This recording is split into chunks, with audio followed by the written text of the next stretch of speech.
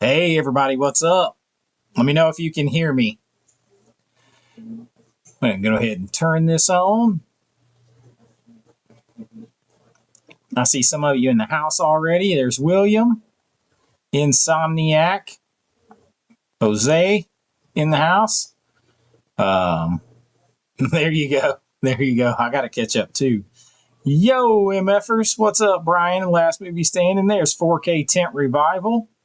Kid channel in the house. Chill. Hey, what's up?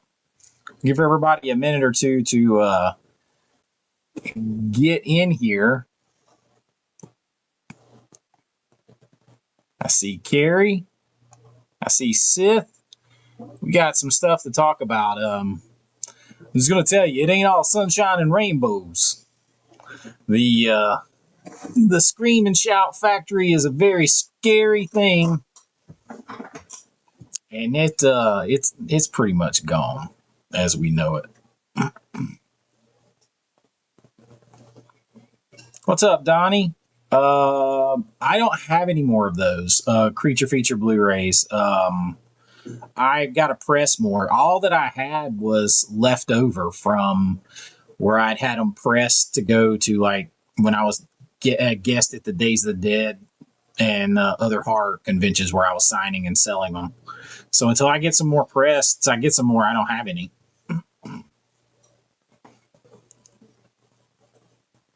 Sold them all out. I think I had like 40 or 50, and I sold them all.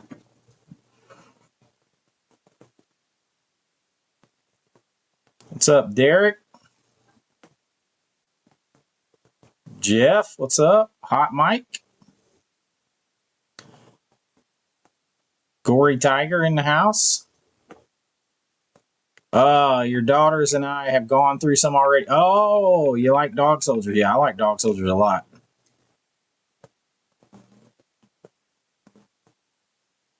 Hey, Becca, what did you catch? The live? You always catch the live. Listen, going to grooves it's not a good thing. It's not a good thing. What's happening, Robert, in the house? I did not get hard boiled, and as I was talking to Jason over at Movie Mass 4K, it looks like they didn't do a restoration of that, just a scan.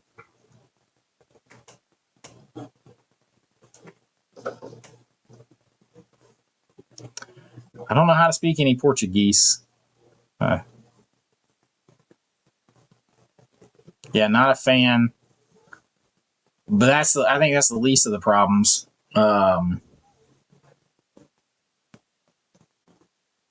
I don't think it'll affect any other companies.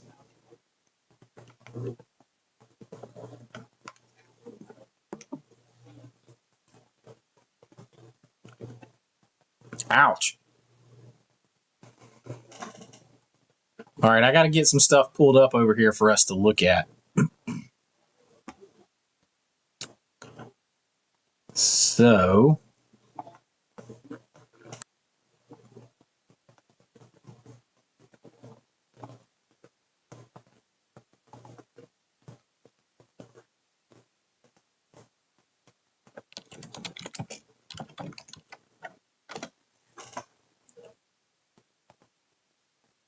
give me 1 second, guys and ladies.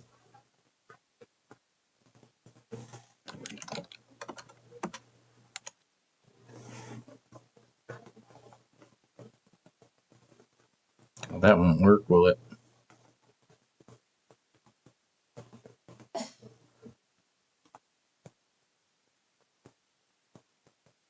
Give me 1 second.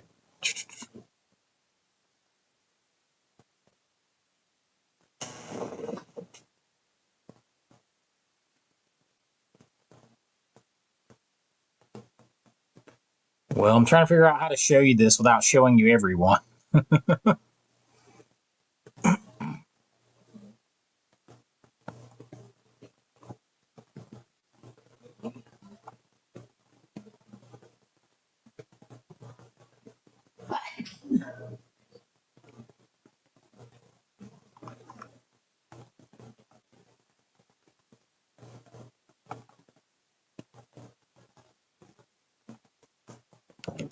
Give me 1 second, almost there. All right. Okay, so I have to thank my man Carrie for this. This is one of the big problems I've been warning everybody about coming up with Shout and Scream, and I couldn't find solid information. And remember me yesterday, I was warning you that Groove is like playing roulette with slip covers. That it's like their pictures do not matter. It doesn't matter what they show you on the pictures. You can't ever guarantee a slip cover or anything else. We're going to get to that. We're going to get to this in a second. Maybe everything doesn't need a restoration, but about 99% of Shout stuff has always done. They always do restorations. Something that old needs a restoration. That's shortcut bullshit. That's turned into Kino.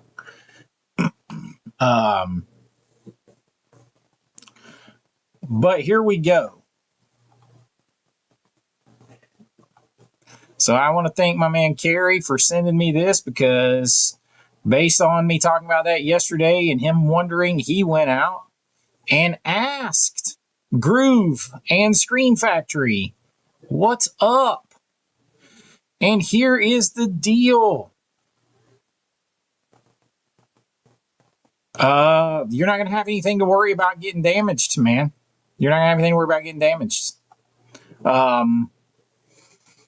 So, your request has been updated. Thank you for your patience. Unfortunately, we won't have the option available on Groove. We understand how helpful it was to see whether titles had a slipcover on Shout's website. While this feature isn't currently planned for Groove, we appreciate your feedback. No slips. They're not going to tell you. You're not going to know. Not even for brand new releases. There it is, directly from Groove's customer service.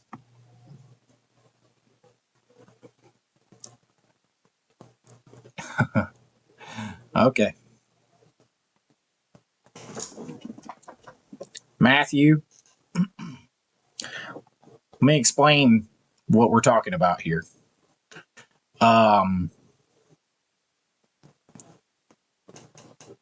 They're not doing,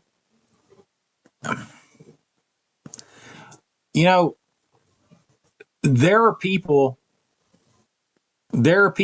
in this is why I don't do physical media on YouTube hardly anymore, because there are people in this physical media space that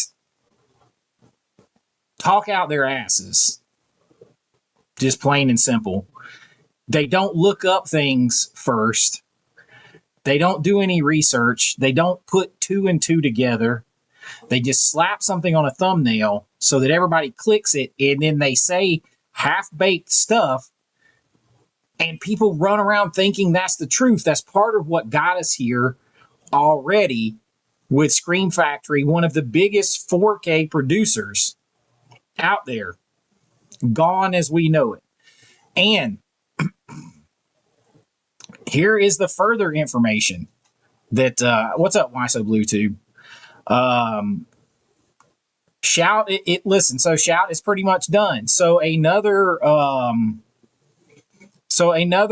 partner out there, Orbit DVD, has said they're going to partner with Shout. Okay, we're going to dig into all this. So I want to show you something.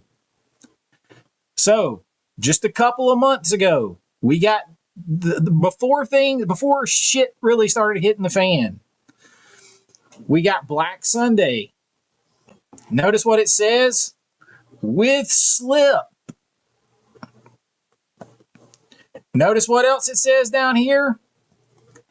4K restoration and scan from the original negative. Not just a scan, the restoration and scan with a slip. There's the big pink sticker.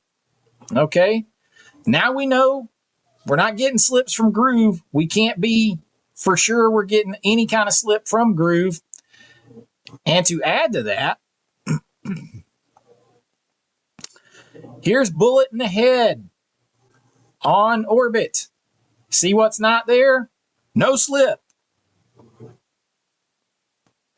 No slip. No slip at all. Also, just a 4K scan. No restoration. Maybe that didn't need one. Okay. So I guess no slip on Once a Thief either, and also just a scan. No restoration. No restoration on this. No slip, no restoration, just a 4K scan. End of watch. Steelbook. Tells you right there. Just a 4K scan. Not even done by Screen Factory. Done by Open Roads Films. Now, Screen Factory occasionally would get something from somewhere else, but about 99% of the time, they do their own. But not here. It's just a scan, and someone else did it. See where I'm going here? Before this, Screen Factory did about 99% of their own restoration work, and they were right there neck and neck with Vinegar Syndrome as the best overall for the amount that they put out. We've lost them. And to make it worse, they're apparently about to start just licensing out stuff that they own the rights to. Not licensing out work they've done necessarily, but just licensing out the rights to stuff that they own the rights to and letting other people do it however they want to. Okay, and that is evident by, let me pull this up. Hold on one second. Allowing this 4K from Cinestrange Extreme. I know at least recently Shout Scream owned the 4K rights to Day of the Dead. Even Cliff talked about it. We all know the whole story. They posted a video that they found the negative, right? And yet they went and this was a big title. Remember, they did a whole teaser. We found it. This is coming. Put it on the website. And then all this stuff happens. They condense down, move to being a tab on Groove. They're not doing any 4K. They're not doing the 4K restorations anymore. They're just putting out some scans. No slip covers. None of that kind of stuff. And then they allow Day of the Dead to come out from someone else first. Doesn't matter if it's another territory. This was one of their biggest gold mines they were sitting on. They're just washing their hands of the work. They're gonna cash in by licensing out the rights, not the 4K restorations or anything they're doing, but just the rights to all this stuff to anybody that will buy it. And then they can take the money and then just trickle out whatever they want to. They'll randomly put it out the same way Kino does until they stop putting it out at all. They're already not putting out any horror, hardly. So, yeah, Screen Factory is gone the way that you knew it. It's gone.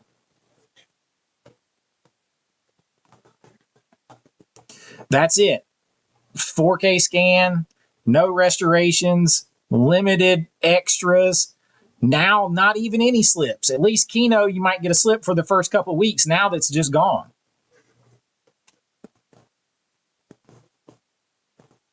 Yeah, the licensing. Listen, also too, Screen Factory licensed them Deadly Friend, and they licensed them City Slickers. So they're starting to just chunk it out there. They're starting to chunk it out there to get what they can. I believe they will continue to do scans and put out the rest of the Hong Kong stuff here because they got enough money now, probably from Arrow over there. So, y'all, like, this is what I was afraid of. And everybody's like, oh, well, other people will pick up their slack. This is no knock, but do you trust the cost or the quality or availability of just random companies over here? Or would you have rather gotten Day of the Dead from Shout Screen Factory, knowing it was a good 4K, knowing they had the negative in their possession all this time, everything else like that? And now you're just going to see shit they own coming out from everywhere, and they're not going to do it because already this month they're doing just scans, and they're licensing 4K scans. They're having other people do 4K scans. They bought Beastmaster. Think about it. Going back, they got Beastmaster from Vinegar Syndrome. They got Fade to Black. They upgraded it to 4K at least. But there it is, y'all. My bigger problem is that we're losing. Like, you can think what you want to about the label, what they charge. I don't care about any of that drama. They are legitimately one of the biggest 4K. Well, actually, as far as the amount of 4Ks they put out last year, they're the biggest. They're the biggest. And they're going to be gone.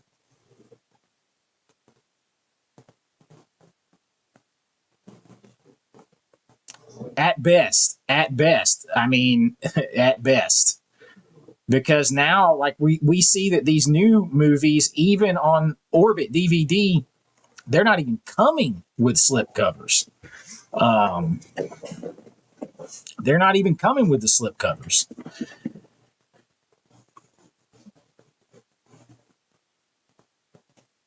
Unfortunately.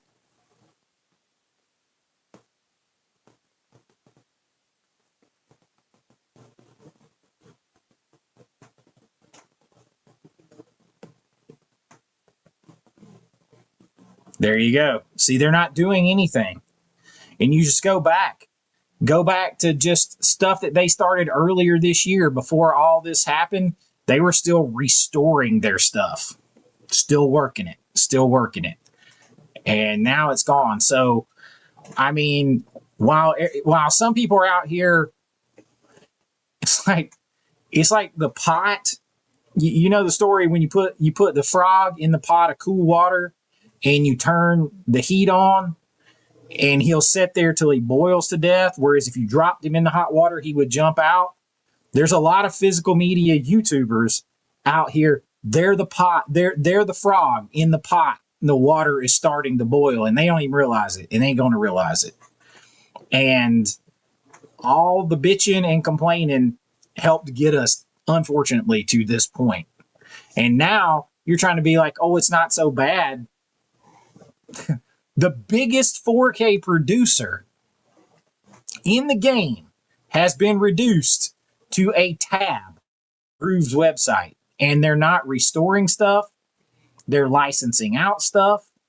Y'all, there's not a good way to spin that. Oh, you get free shipping. Well, God bless you. You're getting free shipping on bare bones 4Ks that are scans, no slips. Who knows what's going to come out? But congrats, you're saving $5 on shipping.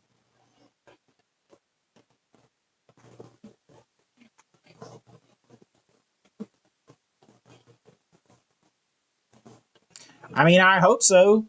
But here's the other side of this. And I was talking to Jason and Brian about this, and I have been shouting this forever.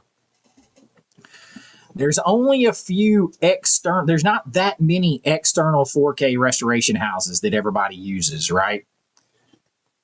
Criterion doesn't do almost anything in-house anymore. They go to one of those exterior houses to have it done. Kino, they don't really do anything in-house. They go to those exterior houses.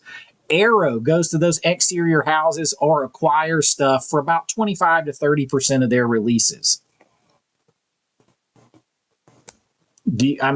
Like Screen Factory average putting out like 7 titles or 8 titles a month. You think that those companies, those restoration houses can maintain the amount they were doing plus take on all that other stuff? Do you think Second Sight's all of a sudden going to start dropping 5 titles a month, 6 titles a month to help make up for it? Probably not. because they can't keep up with it. They don't have the wherewithal. There's one company that has the wherewithal to do it. It's Vinegar Syndrome, but they're not going to do it. I don't think they'll do it because they'll get accused of going too mainstream.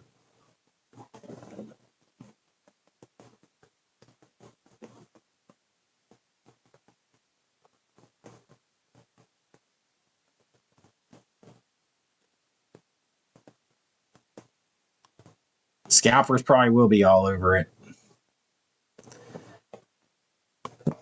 We are. That's it. All the sharing and merging and everything else. Anytime somebody has something good, somebody else buys it out.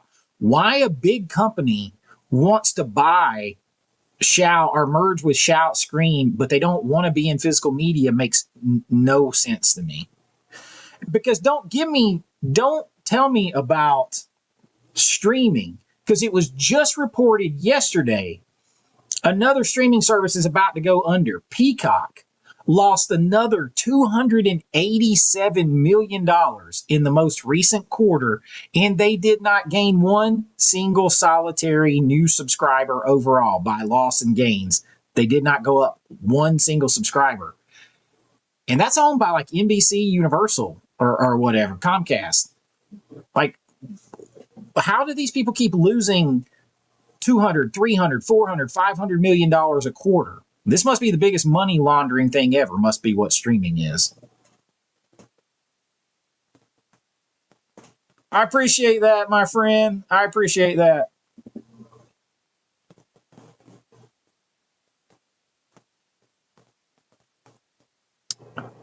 Everybody says they're doing it, but like that just kind of furthers my point. Screen Factory owned the worldwide rights to that on physical media. That means they also had to license it out to them. And they're not bothering to do the work. That was one of the biggest things they had.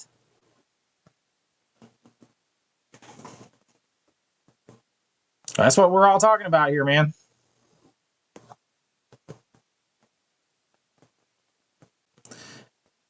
There are some out there that are thrilled that this might be the end. But you know what?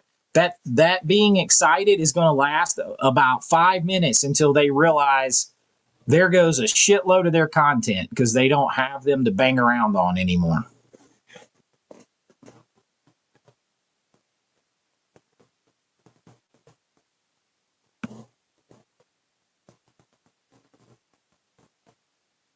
It's an analogy, man. I just don't have time to do video games. I don't have time to play video games. Hell, I've got Assassin's Creed Valhalla that I've never even opened it, and that's from like 3 or 4 years ago or more.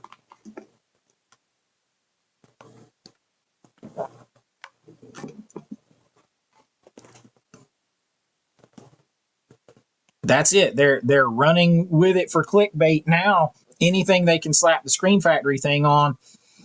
Meanwhile, I've been over here for like a year and a half, like telling people like, this is what's going to happen if we keep doing this. And people are like, oh, we don't have this power. And I'm like, y'all, they're only making like 8 or 10,000 copies per movie on a lot of stuff. If we're reaching 250, 500,000 people, yeah, you do have that power, because the people who are watching these physical media channels are the direct consumers to these boutiques.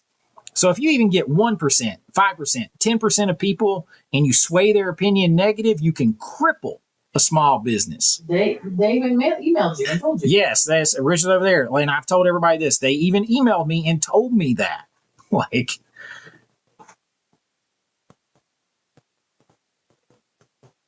I didn't have the thunderclap at the beginning.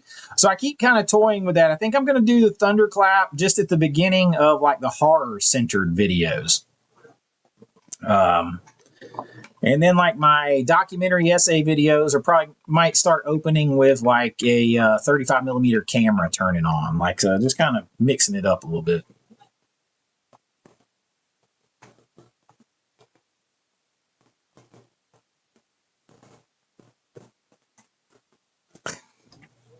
Dino, you're missing the point. Like, they owned the source material that was out there. That's what they had. That's still what it's being sourced from. Doesn't matter if it's the negative or the interpositive. They owned it. They owned the rights and they had the materials, which means if other people are getting them, because I can look up on my IMDb Pro because I have an IMDb account because I'm a professional filmmaker and I have IMDb Pro. I can look up who owns the rights to stuff. They own the rights. They had the material. Whether it's the original negative or the interpositive is irrelevant. It's they had the material, and then they were the ones going to restore it. That was the biggest like jewel in their crown. People have been waiting on it. That was going to be a big money maker, and they're licensing that out everywhere instead of and being beat to the market with one of the biggest things that they had. Extras will disappear, just like on Kino.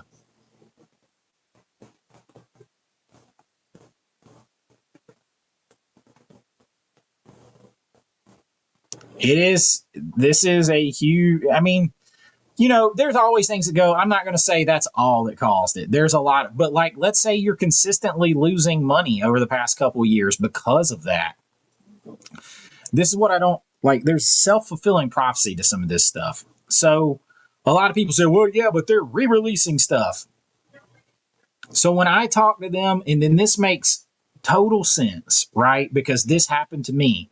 A lot of stuff they have the license for if they don't do something with it, and like to renew the license, like re-release, new artwork with re-release, new features with re-release. If they don't do something with it ever so often, however it is in their contract, the rights can revert back to the owner, the original owner.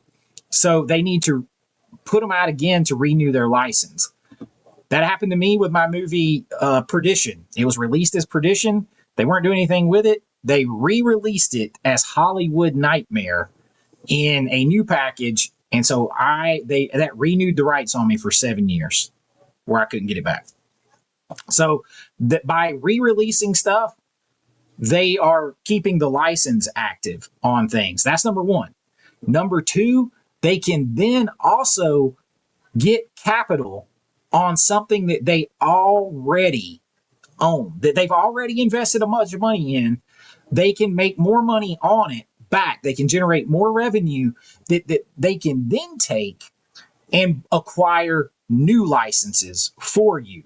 So the more, and they can reach a new audience and expand that maybe missed it a year ago, 3 years ago, or whatever.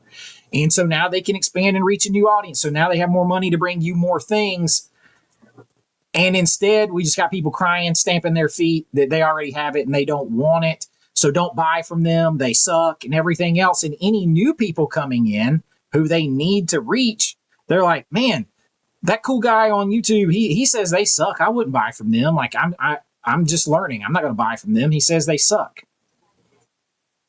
That's how business gets killed. Small business, especially.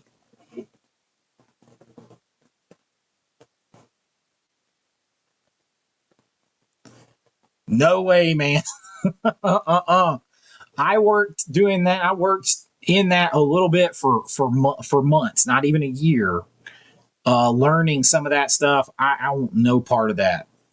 Digital restoration, I want no part of that.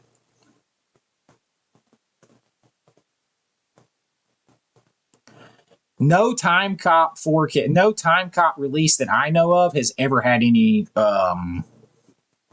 special features, though. There was something to do with that release.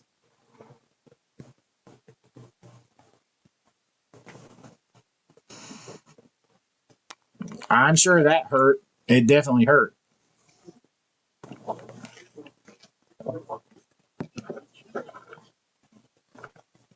They're setting on a pile of money. They're setting on a pile of money. That is for sure.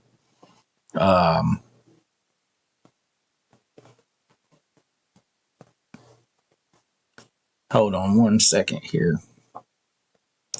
Disney needs to come off because they are setting on just uber piles of money.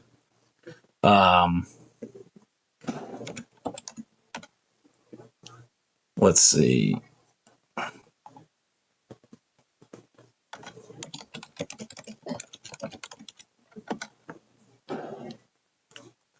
calling over some reinforcements. What's up, Musashi? Yo, Jason in the house.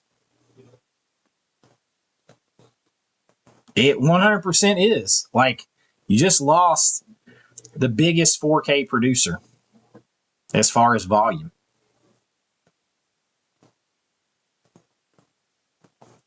Man, we guessed that back and forth the other night. I really don't know. I mean, somebody said that Peter Jackson was doing his own 4K of Brain Dead or whatever. Dead Alive. But I don't know, man. That would have been a good guess. The Clown House is out there as a guess. I'm not sure. I feel like last year they were pretty good sized titles, right? It was The Keep and Sliver last year, I think. That's pretty big titles.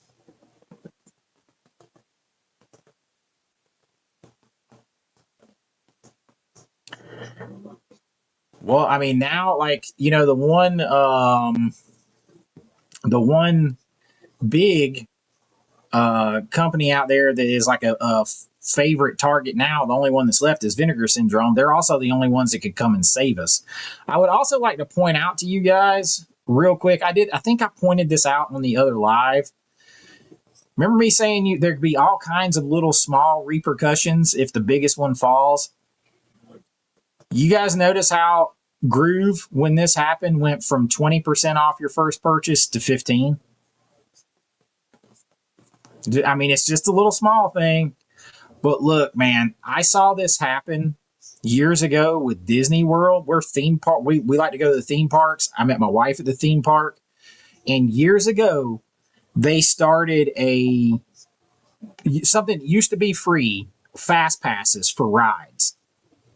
They started, you had to pay $15 per day per person and you could get the fast pass again. So it wasn't free anymore. It was $15. And people are like, oh, it's just $15.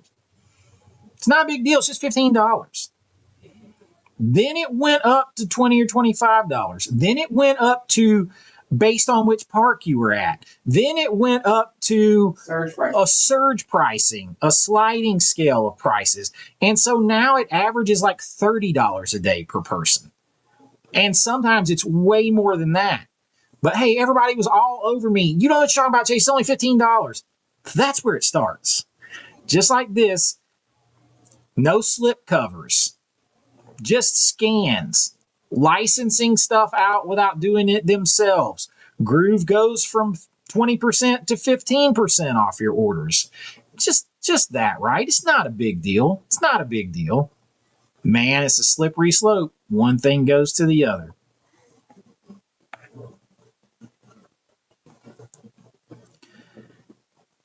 Vincennes is the one. In the middle of everybody else contracting somewhat, Vinegar Syndrome is expanding.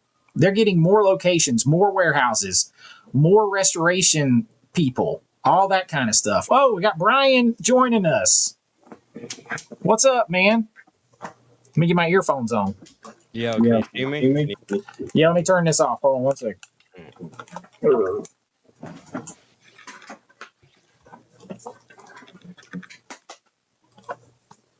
Everybody hold your ears.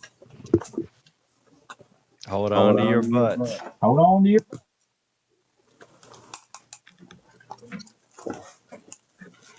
All right, can you hear me? Yeah. All right. What's up, man? What's up, everybody? He called for backup. I came. I called for backup. I sent the guys out. Just kind of want to know their thoughts. It's like you were probably getting on, but I was just talking about how people say it's not a big deal. It's just but how one thing leads to another. Like at Disney, when it went from free fast passes to we're going to charge you $15 and you can get the fast pass. And I was like, man, this isn't good. And people attacked me because they were like, it's only $15. It's not a big deal. And then now it's like surge pricing. It's expensive. It's $35 or whatever.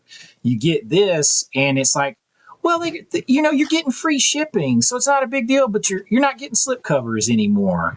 They're not doing all their 4K restorations anymore. They're licensing stuff out. Oh, Groove went from 20% off to 15% off during this move, and it's like one thing after the other.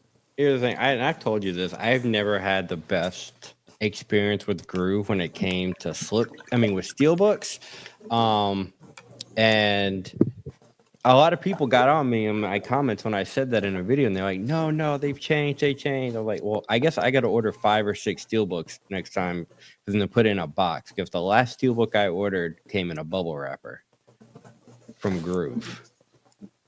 Yeah, I stopped ordering from them. Like the last thing I ordered, I got a good deal on the Friends 4K set. Mm-hmm. But I ordered right after that, and I ordered a couple of steelbooks and the Jurassic Parks. Remember when you and I were trying to get the Jurassic Parks with a slip? Yeah, because I got them with the slip, and I thought I figured out the formula, and then I was proven wrong. I didn't get any. None of them had the slip. My next order didn't have any slips, and I was like, damn, I thought I figured it out. But, I mean, we got to think, too, Shout. I mean, as much as everybody shit on Shout, because a lot of people on YouTube shit on Shout, like, religiously. That was, like, the number one thing. Mm-hmm. I mean, they weren't perfect. I mean, they had issues with a lot of things, especially with their shipping. I remember Jordan from the movie Den kept getting, like, his shit wrecked when they shipped his shit. Like, he had to send his shit back constantly. And I've never had that experience, but it did turn me off from ordering from them. So you're totally right. Like, YouTubers say that they don't have power, but I mean, we're such a niche community. Everybody is here. Yes. You know, it's like, I don't know where Movie Mass 4K is. I sent the link to both of them. He might be having daughters on yeah. Right I was about to say it's 8 o'clock. His daughter. He's probably putting them to bed right now. But I'll be honest. Like, I was waiting for my Shout haul. I may do it tonight. I may film it tonight and put it out tomorrow, because I don't know when my next box is going to get here, and you haven't got any of your boxes. I haven't, and this is something else, guys. So I had 3 different orders on that big sale from and you Shout can't Screen. Check the shipping. You can't go to the website and be like, nope. Is my order in process? Nope. Like, it's gone. And on top of that, so today I got an email from them that said part of my first order had shipped, and I'm like, why is only part of my first order shipping? Because everything I ordered was in stock, obviously, because it was all there and on coming sale from different places. It's weird, because I had 4 orders like days apart from each other, because it felt like the week all this was happening, everybody was finding out about it on Monday, but I was ordering on Friday because I just saw it was up. And I got my first order sent out first. My third order sent out before my second order. My second order just got here like a few days ago. And my fourth order which is the biggest out of all of them. It was kind of my F it. I'm just going to buy everything right now before it goes. I don't know when that's coming. I don't either. And then to see that email, I don't know if you were in here yet, but I think I sent it to you guys earlier. The email from Groove. Oh yeah, I saw that about the weekend. Yeah, we don't. Yeah, the death nail. Like, we're not even going to put that on here. We understand that it was helpful to see whether they had a slipcover or not, but you're just screwed now. But here's the thing, Groove did that too. Groove posts some pictures that makes it look like a slip, and some that don't have slips. But Groove needs to get a little bit more on their website if they're going to take this responsibility, just because even they did it. Sometimes theirs didn't show slips, and they came with slips, and the ones that showed slips didn't come with slips. Orbit, as you were saying earlier, will at least say with slips, but Orbit, I feel like, also doesn't know that information, or puts that information up until they physically get the product. Because I see that on, they'll pre-order Keynote and everything, but they won't put with slip until I think it actually gets in stock, until they know, because they don't want to, with their customers. But because they'll put, like, I don't know, because with like, these are Keynote pre-orders, they show them all with the slip. Yeah, and those are all pre's, but they and like Black Sunday or whatever it was is still on pre-order, and it shows it with a slip. I mean, I know what you're saying. Well, the like, they Emperor's don't New have it in. Groove, does it say with slip? Because that'll come with it. Disney will put a slip on there, shit. Unless it's a steelbook only, I don't know. But the Emperor's New Groove, it'll usually have a slip. Disney will. Yeah, they're usually a bit. I never really look at them for like studio releases, so I don't really pay that much attention to those. But it's just interesting to me that you're getting like you're not seeing the slip confirmation on here, and then Groove's like, yeah, we can't. We're not promising you one way or the other, and don't go by the picture. Like, okay, like you then don't like. Yeah. That's put all the pictures one way or the other. Then, like, just put them all with no slip on them. It's exactly like what you were saying. It's been reduced to a tab, Yep, that's super sad, and I don't think people and people were excited. They're like, "Oh, well, End of Watch is a good title." End of Watch is not a good title. That movie was shot on GoPros. Basically. Yeah, I'm not the biggest fan of that movie overall, but like, look, they didn't do it. It's a 4K scan from Open Road Films. Yeah, and it's basically like, hold on, let me see if I can actually look it up. I literally think that movie was shot on GoPros. Like, well, that was during that time of like that was I mean, it's David Ayer, so I get the experimental part, but I mean, that's like the people don't put the Blair Witch on 4K for a reason. I think it's I've said that a bunch of times too, and people are like, when are we getting that? I'm like, you should never get you that. You should never on 4K. Want that. You should want that on 4K. I think it's interesting though the amount of people I've heard talk about this and like kind of gloss over that this is good because you're getting free shipping, and they're just like ignoring everything else, or like nobody has mentioned that sudden change. And I know it's just 5% difference, but it's like nobody's talking about it. That's always been the thing with Groove. Oh, we'll make you use your email and you get 20% off if you do this. And like I never pay attention to that. Yeah, so this End of Watch was shot on a 5D Mark II, a Canon 7D GoPro cameras, like, so that's 1080. That's 1080p. Its source is 1080 and 720. Because a 7D is 720. And I mean, it's a 2K format, so they're upscaling it. They're definitely upscaling it. It was printed to 35 millimeters, so unless they do it for theaters, because they could have. And the only other thing they could have done with the 5D Mark II is you could do a Magic Lantern upgrade on them and get it to like 2.7, because that's what I did to mine. But you got you can burn your camera out if you ain't careful. I mean, I'm sure it'll look. I mean, I'm sure the color saturation, the Dolby will fix the color saturation, but you're still looking at a movie that was 1080p essentially. Yeah, and and I don't even know who that company is. That's a new one. I've never heard of them either. That is definitely a new one on me, and it's just like a bad look. Like this is the first month since you're doing this, and you're trying to, I don't think they care to convince people they're not changing. I think they're almost like, you know what? Screw you guys. You bitched about it. You're just get whatever you get, and we'll collect whatever money we can get from the average Joe buying on the Groove website. Here's the thing. It's probably not even Shout. It's probably the suits who bought Shout. Yeah, probably. They don't, I mean, it's probably, I mean, for all we know, it's a company that's going to buy Shout and then spread it out onto all these little things and just break the company apart. It still took somebody at Shout finally saying, you know what, screw this shit. Like at some point, Open Road Films LLC, that means they're a small company, a limited liability company. That's but I don't know, man. Like it makes you think about all the shit that you always put off. Because I was that person. Like anything Shout, I was like, I'll get it later. They're gonna re-release like 5 steelbooks. I'll just wait till later. And now it's like, oh shit, should I go and just rush and buy every Shout that I wanted or Scream Factory that I want? It's not that many, but it's still enough for me to be like, oh, You know, That I totally agree with that, John Doe Juggalo. I'm not sure how anyone thinks consolidation in an already small hobby is a good thing. I hate it for us who loves movies and good addition to them. Yeah, no, like it's extremely niche physical media.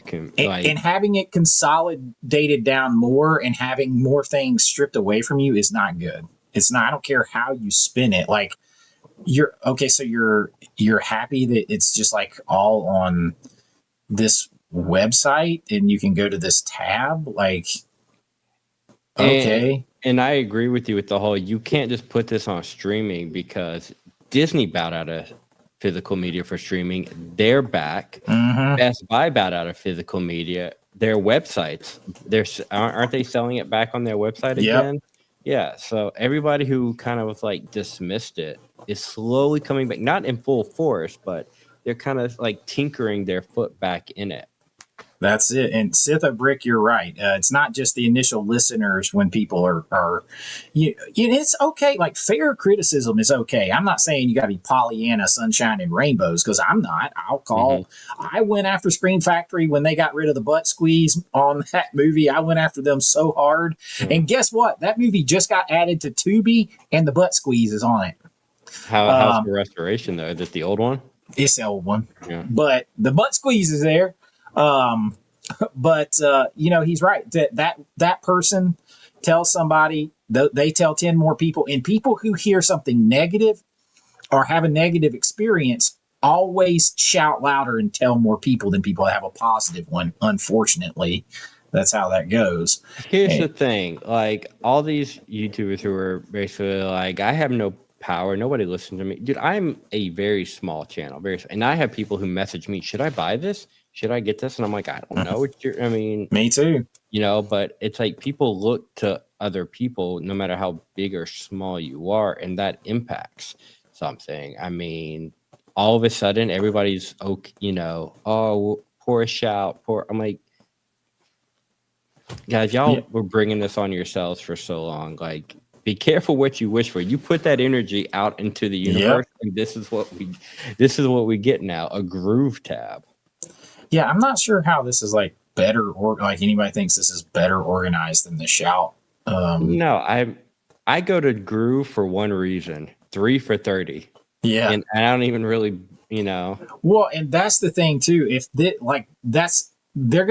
gonna start getting lumped in with that too, with those kind of sales, they're not going to put any extra effort into this stuff. Oh no, y'all. Oh no. Like if they're going to start getting lumped in with Groove sales, they're not putting shit into this. Because Groove is nothing but bundle sales. That's it.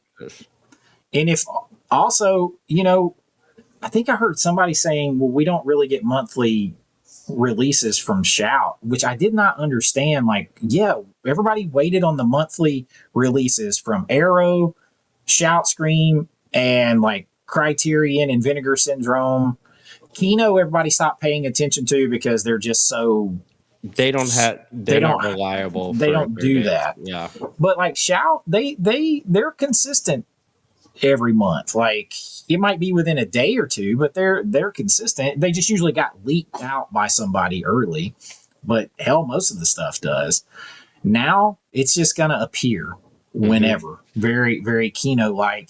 And that hurts the buzz about everything. That hurts the excitement. That hurts the word of mouth, all that kind of stuff. And it's just one of those things, I think people won't realize it until it's not there. Because now you're just basically, you're going to have Arrow, Vinegar Syndrome, and Criterion. And Criterion is also very niche. Vinegar Syndrome is niche. Vinegar Syndrome will literally make 3,000 copies of something and be like, that's it. Yeah. So it's like they are very niche. And so you like Arrow's the only one left that's going to have normal monthly announcements to have more mainstream titles. Second Sight for the past year has been just putting out stuff. Arrow's fan club will never let them down. So no, I'm just saying we won't have the same kind of like Scream Factory. You could count on them to put out at least a couple of titles a month, at least that the average person has heard of. Like Vinegar Syndrome and Criterion, you can't count on that. No. they could be very, very niche. Arrow usually is going to put out something people have heard of. Well, now you lost the company that puts out, like, hey, this month they're dropping End of Days with Arnold Schwarzenegger and Ace Ventura and, so on. People have heard of that stuff. That reaches a wider audience, and we needed more people coming in here finding this and these companies expanding rather than going the other way. Like, and Shout, like, even like, I know people just talk about just the 4Ks, but Shout puts out amazing Blu-rays too.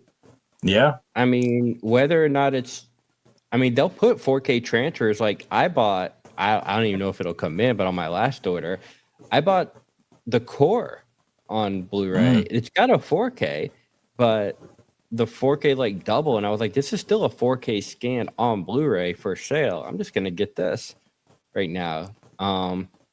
They're Harry Met Sally on now I have the 4K, I have the German 4K, but Shout had the 4K scan on Blu-ray. The Burbs has multiple Blu-rays, but only the Shout has the new restoration. It may be 2K or whatever, but it's a new scan.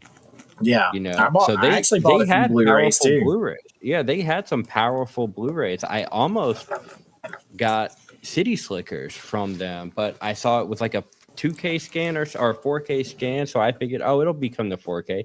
Arrow teased it. I get excited until I saw, I'm like, it's a 2K scan of a 4K. Why not just put that, like, is the 4K scan that bad to where you got to do a new restoration? It's not a new 2K scan. It's a 2K restoration of a 4K scan.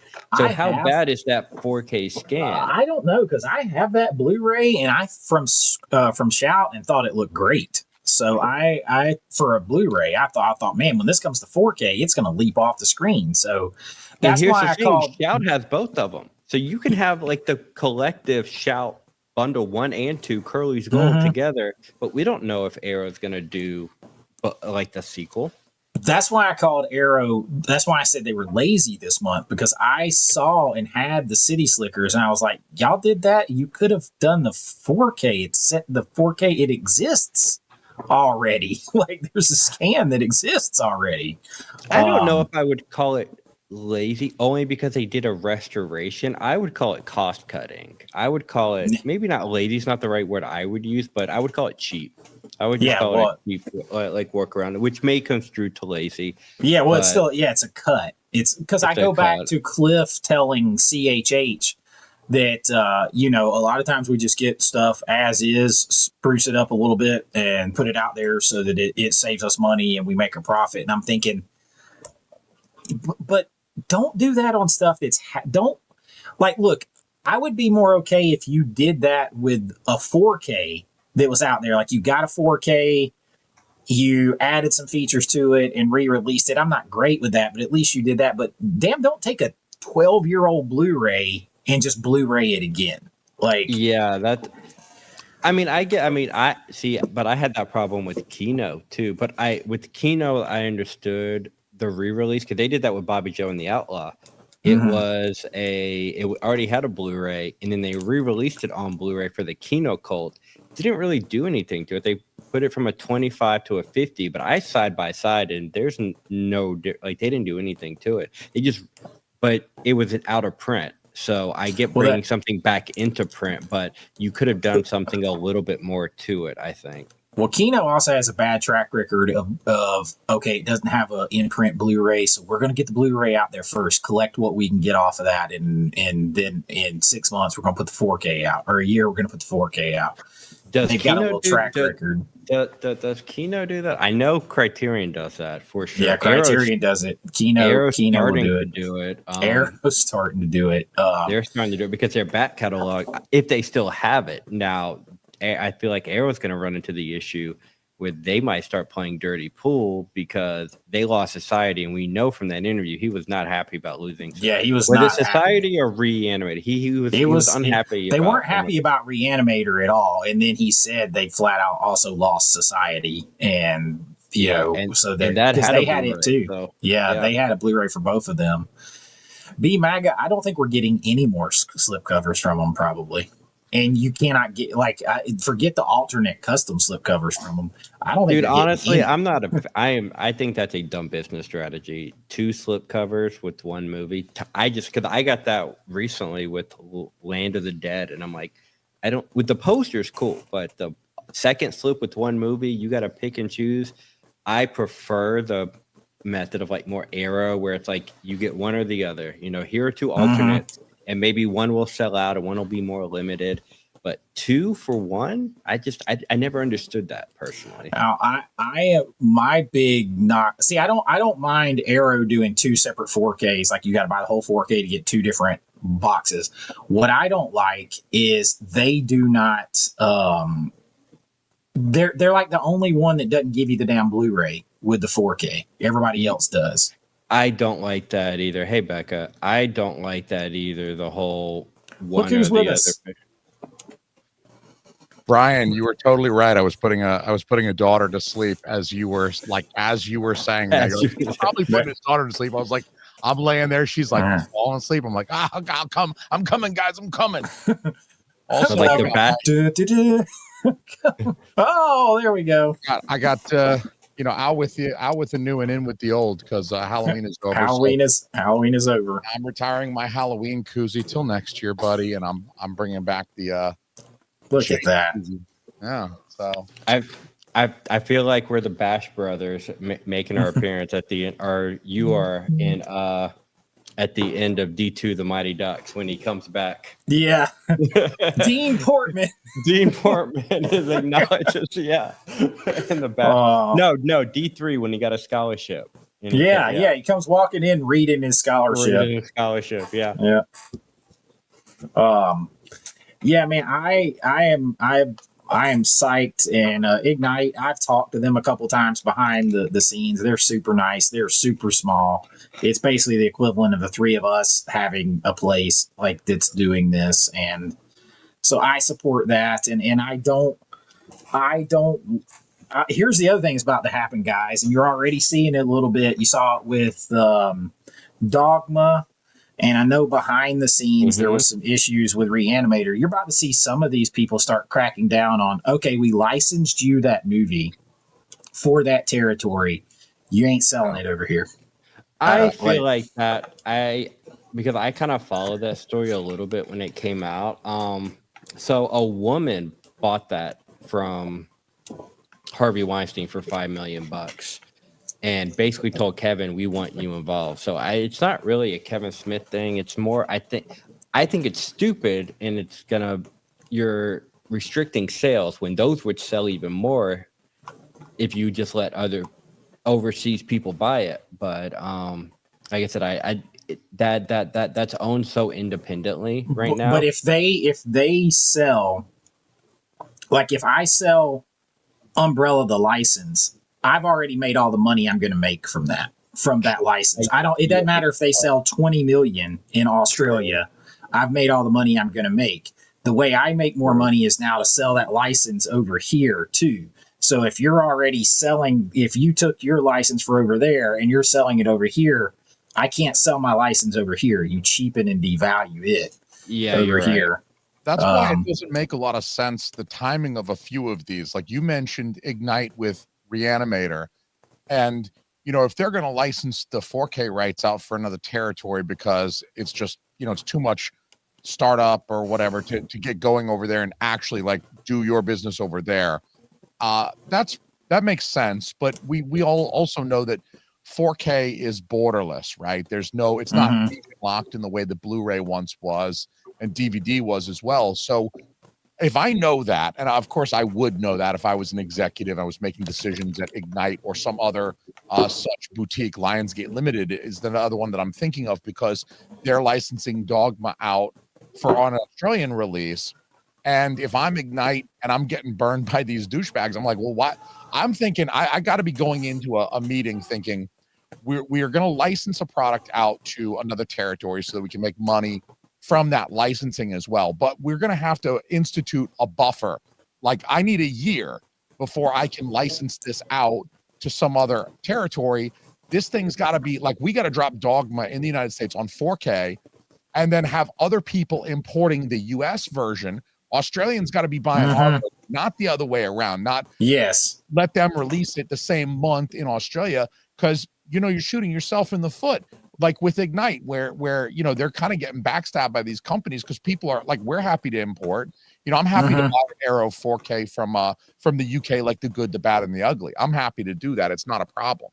So I don't know. I mean, I would think you need a buffer where you've made all your money you're going to make, like you said, on the license, and then after a year we'll license it out to Umbrella and they can put out Dogma in Australia. But that's not happening until 2027, because I want 2026 to make all my money. And yes. Because that's the same reason people got mad at me when I first started pointing this out with the whole the Keep imprint Vinegar Syndrome Orbit thing, and I'm trying to point it out. Then I'm like, y'all, Vinegar Syndrome is now essentially competing with themselves. They're competing against their own product that they made in the same marketplace when they were not supposed to be. They said, all right, imprint, you want this? We'll give it to you. You can do 2,000 or 1,500 of these special editions and you can sell them wherever, but people have to import it. And they're like, okay, cool. And then as soon as they get it done, Imprint's on the phone with Orbit like, yeah, we're going to sell you 300 of these wholesale, and then you could sell them and make a profit. And the guy said, Mark said, he's like, I make a bigger profit on these. Yeah. So, and two, it's like, that should make Vinegar Syndrome work harder, because what's the only difference between those two besides the price? The documentary that Imprint or Umbrella did for the Keep. Well, sure, but but that's like we're running a marathon and I ran 26 miles and you're getting credit because you ran the 0.2 at the end. Like, I mean, not to say Vinegar Syndrome got the license. They pulled this thing out. It hadn't been on anything in 30 something years. Yeah. They do all the restoration. They get all these other features. They do all this and bring it back to life. Now, all you really need to do is, when I license it to you, you're creating an extra feature documentary and like a cool box. So it's like, that's. But even then, I think it's still like, what are you threatening for? Their prices are 3 times what you're charging. It's such a niche collector. Not everybody's gonna want that shit. Like, it's like $80 or something compared to your $35 adult edition. Now that the limited edition, the U.S. domestic limited edition Keep is gone, theoretically, at least until the retailer edition VSR kind of came out, now they've got another crack at a limited edition in the United States. But for the last year, the only version of the Keep that you could get U.S. domestic was the standard edition. And, you're comparing a overseas limited edition that's several $100s versus a $35 standard. At least people have their options. Somebody who wants to save money can get the U.S. domestic release for $35. So, I mean, I got to think that at least Vinegar Syndrome, they waited about a year before they let Imprint have that. And so they got to sell through 12,000 limited editions before Imprint even thought about releasing a version of the Keep. So that's kind of what I'm talking about. Is like, at least Vinegar Syndrome kind of had that good lead on Imprint. That, somebody like me, I'm not going to rebuy it. I already got the Keep limited edition, so I don't. Yeah. Well, I guess the thing is so if I made this movie and I restored it and everything else, and it was like this, and I said, okay, I have 1,500 copies of this that I'm going to license to you to sell. And you're like, cool. And I can only sell them over here. You did all that work. I'll sell them over here. I ain't going to step on your toes. We signed the contract. And then I sell it to you to do that. And you put a new fancy box on it that attracts everybody's attention, and you put it in the marketplace right next to my broke dick looking plain one. You're using me against me. You're using my work against me.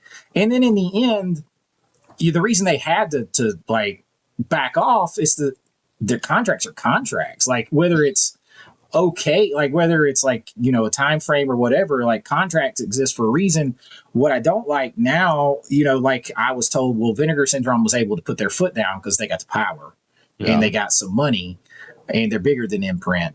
Ignite they're small. They I can't. think they leaned on Orbit a little bit too, right? They did. They did. They leaned on Orbit, and then I think this is why they did it. The whole VSR line is a response to that. I think it is. Mhm. Because they're not just releasing alternate slip. They're doing the keeping a box set exact same as the first one, just with new art. I don't know if it comes with the book, but it's the same looking style package. My guess is it does come with the booklet. Yeah. I think it does. I think what you're also going to see, I think, because I have seen a few Vinegar Syndrome releases in Barnes and Noble, and they said they're going to have more coming also into Barnes and Noble. Yeah. I think that retail line is also, I think you're going to see more mainstream appropriate slipcover versions of stuff to sell them. Yeah. They're not like totally like bush and everything full frontal out on the cover. Yeah, I don't think you're going to see the dirty work, even though it's a dude. I don't think you're going to see that in Barnes and Noble. No, you're not. So I think you're going to see those in there. They might have Norm with the fish on the outer one and the hairy nipples on the inner one. I feel like I'm the only person on the internet that I don't get yucked when I look at the dirty work cover. Like it doesn't bother me because I don't mind. I did so much nude drawing in my art degree at UGA. Like I drew so many naked humans that I would much rather not have seen naked. They were like, I'm just like, whatever. It's just a human body. It's like a nude beach. It's always the people that you don't want. They're like, thank you, Phil. Phil with $27 Canadian for 3 coffees, baby. Oh, Phil. Cheers, Phil. Here's the Phil. Hey, Phil, this is for you. I'm working on some ginger ale at the moment, as if I have coffee now, I'll be up till tomorrow. Oh yeah, I can't be drinking coffee right now, but I have 2 Oktoberfests left. This is one of the last 2. Nice. Yeah. I do think though, specifically with it saying Vinegar Syndrome retail, I think you're going to see those, and we need them to. We need them to, right? If they're going to expand into more retail, this is the perfect time for them to try to pick up a few of these titles from that Screen Factory. I know that Vinegar Syndrome hardcore fans have a hard time with that. Yeah. But to be Vinegar honest, Syndrome got to keep the lights on. That's it, man. And they have to continue to reach new people. At some point, you're going to run out of the haunted weens and the Jollos that you dug up from somewhere. Like you're going to run out.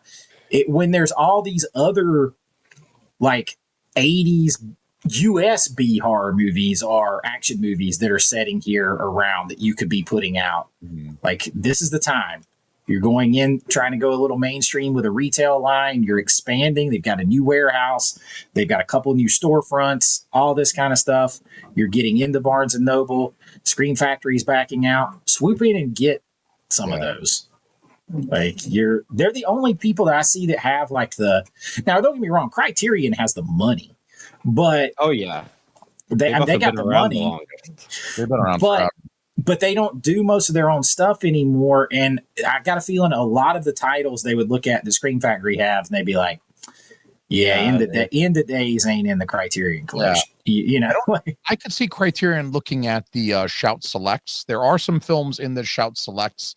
Lineup. Oh, for sure. Shout Select is a good one. Yeah. Oliver Stone, I think, has several in there that I think Werner Herzog. I think Criterion Criterion really doesn't have any Oliver Stone.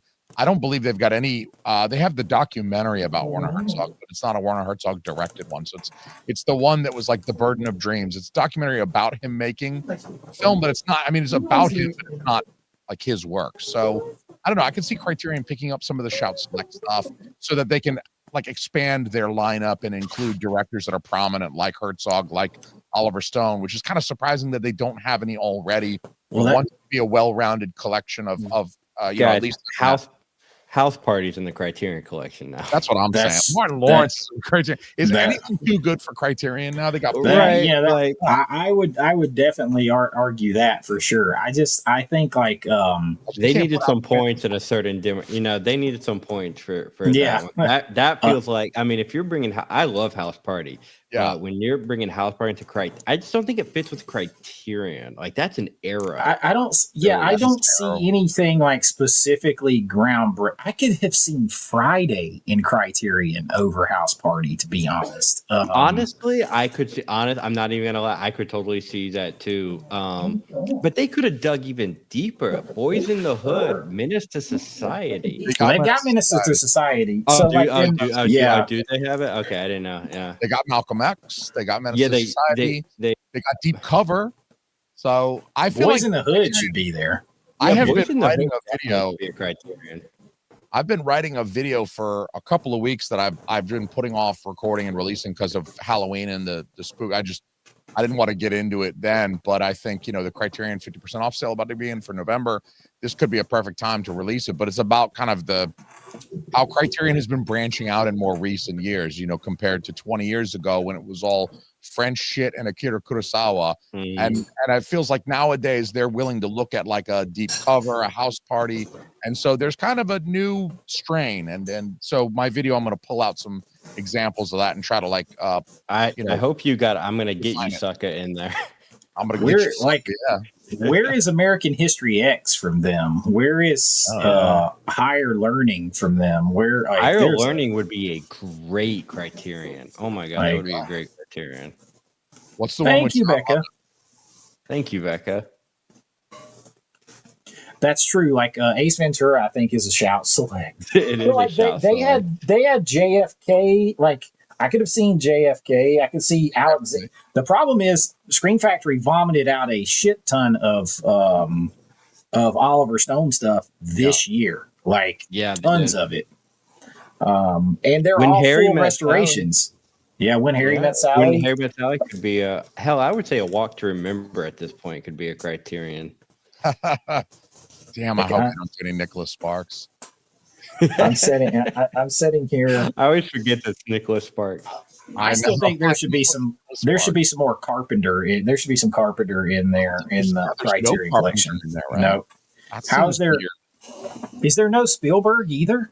There's no Spielberg in Criterion. No I was- Spielberg. I was No, like, Michael Bay. no Carpenter. Michael Bay's got two.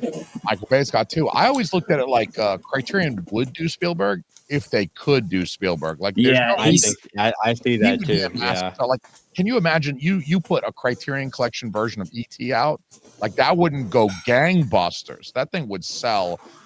The problem is Spielberg is so entwined with Universal. Like, I mean, to the point where we found out that he had a lot to do with the design of the new Epic Universe park down there. Oh, I Like, believe that. I believe He that, yeah. insisted on them having the Monsters ride down there in the Universal Monsters Land. Like all that was Spielberg still behind it. So like he's so entwined with them. He Yeah. actually makes like a huge chunk of what their parks take in. Like it They goes have to a him. Because it's all his IP. It's all Yeah. his IP. Yeah. So you it's know? He had enough pull. Did you hear about what was it, Jurassic Park Rebirth or Jurassic World, where he had to make them take out all Yeah. like too many homages to the original? Yeah. Beetlejuice. Vinegar Syndrome is doing good. If they want to stay expanding, they're not going to be able to do it forever on homegrown horrors, and they're going to have to. They're going to have to do more, at least in the vein of Roadhouse and Showgirls. They're going to have to at least to come to that level a little more often. Yeah. They need Like- to do more frisbees. They need to sell more frisbees. I got my frisbee right back there. I couldn't be happier. I couldn't be prouder of that frisbee. You have to think like there's so much out there that they've kind of been beaten to lately by Kino and everything else that would have been great titles for them. But there's still a lot of stuff out there. Iron Eagle. There's a ton. Where's Over the Top for them? They need a Stallone. Like they should have had Cobra. Cobra would have been a VSU for them. Could have sold through the roof. Yeah. But they're gonna have to at least go that level. So they could grab a few of those from Screen Factory that they would have put out and I put them agree. out instead. What do think you there's a guys ceiling. think? No, go ahead. I was just going to say, I think there's a ceiling for like how much you can grow your company, your business, if your releases are like super cheap licenses of Italian splatter films no one's heard of, Burial Ground or some shit like that, like what Severin put out years back. That movie's god awful, by the way. But if your business model is like, we're gonna pay $10 and get this license for this Italian splatter film that's just so terrible, but we'll make it look pretty, we'll shine it real nice, and then we'll get some artists to do some slip cover with the boobies out and the full frontal bush and everything and get people's attention, and we'll put that out for $32 and we'll make like a really nice profit because it's just production is just so low and licensing is so low. It's not licensing a Spielberg, for Christ's sake. That's got to cost so much money. I get it if they say we're making a tidy profit, but the business probably only grows to about right here. It doesn't get into Barnes and Noble. It doesn't sell on Amazon and stuff like that. So I can see what you're saying, Chase, about like how do we get this company to that next level? How do we break through that ceiling to get it into Barnes and Noble? And yeah, we probably got to take the bush off the cover art for that particular retail segment. And I get it. I mean, I understand. As long as they're offering both products, I think Vinegar Syndrome is fine. You can get your slipcover with Bush from our website, or if you're shopping at Barnes & Noble, you get the slipcover, no Bush, but maybe there's a 50% off sale. Right. And I think that's the way they got to go. And I think having the new sub-label of Vinegar Syndrome Retail allows for that. And so I think you could have this line over here. They're like, hey, this is our retail line. Like, this is going to be more mainstream stuff over here. This is the common Joe knows this movie. And I'm going to tell you, I pointed this out to the guys the other day. All of us in here are hardcore movie fans. So when I say stuff and I'll put stuff on lists and talk about stuff and people be like, oh, you're an idiot if you don't know this movie or that movie. Y'all go to, I can't remember which video it is. I have a video where there's a clip from Reanimator. It's the Barbara Crampton clip. And it's reached like 150,000 views or whatever. I have somewhere between 12 and 17 comments on that video alone. People have no idea what that movie is. Even when it shows Jeffrey Combs there, they have no idea. That they have, but they're still interested in movies enough to watch this stuff. You've got to get that audience too. Yeah, nobody's heard of everything just because it's like one of my favorite movies, and I showed it, I kind of turned you on to it, Meet Bill. You think if I met anybody who actually met Meet Bill and said they actually liked it, I would give them a hug. I'm like, oh my God, I don't know anybody who's seen this movie, but I'm not going to act like, oh, you've never seen this little independent movie? Get out of here. Right. Even if it's a big movie, I mean, you got to think there are YouTubers who still haven't seen. I don't know if I believe this, but Indiana Jones. Like, that's wild. That's ridiculous. I still don't know if I believe that one. I don't believe that at all. But for not having seen something, because there's plenty of things that I haven't seen. It's true of all of us. I think it's hard to see everything. But Indiana Jones, like, come on, like. Especially if you own it and you say you've owned it for years. I don't know who Jesus is, but I go to church. Like, you go to church and you don't know who Jesus is? How did you manage to go to church? My whole brain is 80s, but I've never seen Indiana Jones. Yeah. I love movies. I've never seen Indiana Jones. Steven Spielberg, who?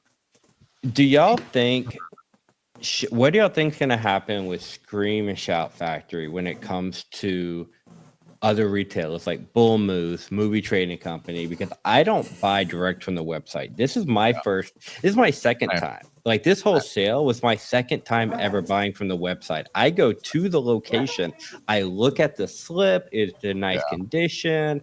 I know it's always there. Do y'all think, even though Groove, it's going to Groove's website, do you still think they'll when they do release stuff and when retailers have to reorder stuff, like, will they still put them out there? See that? That's interesting.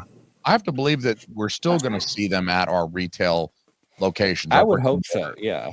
I have a feeling that we will. I mean, they'll want to continue.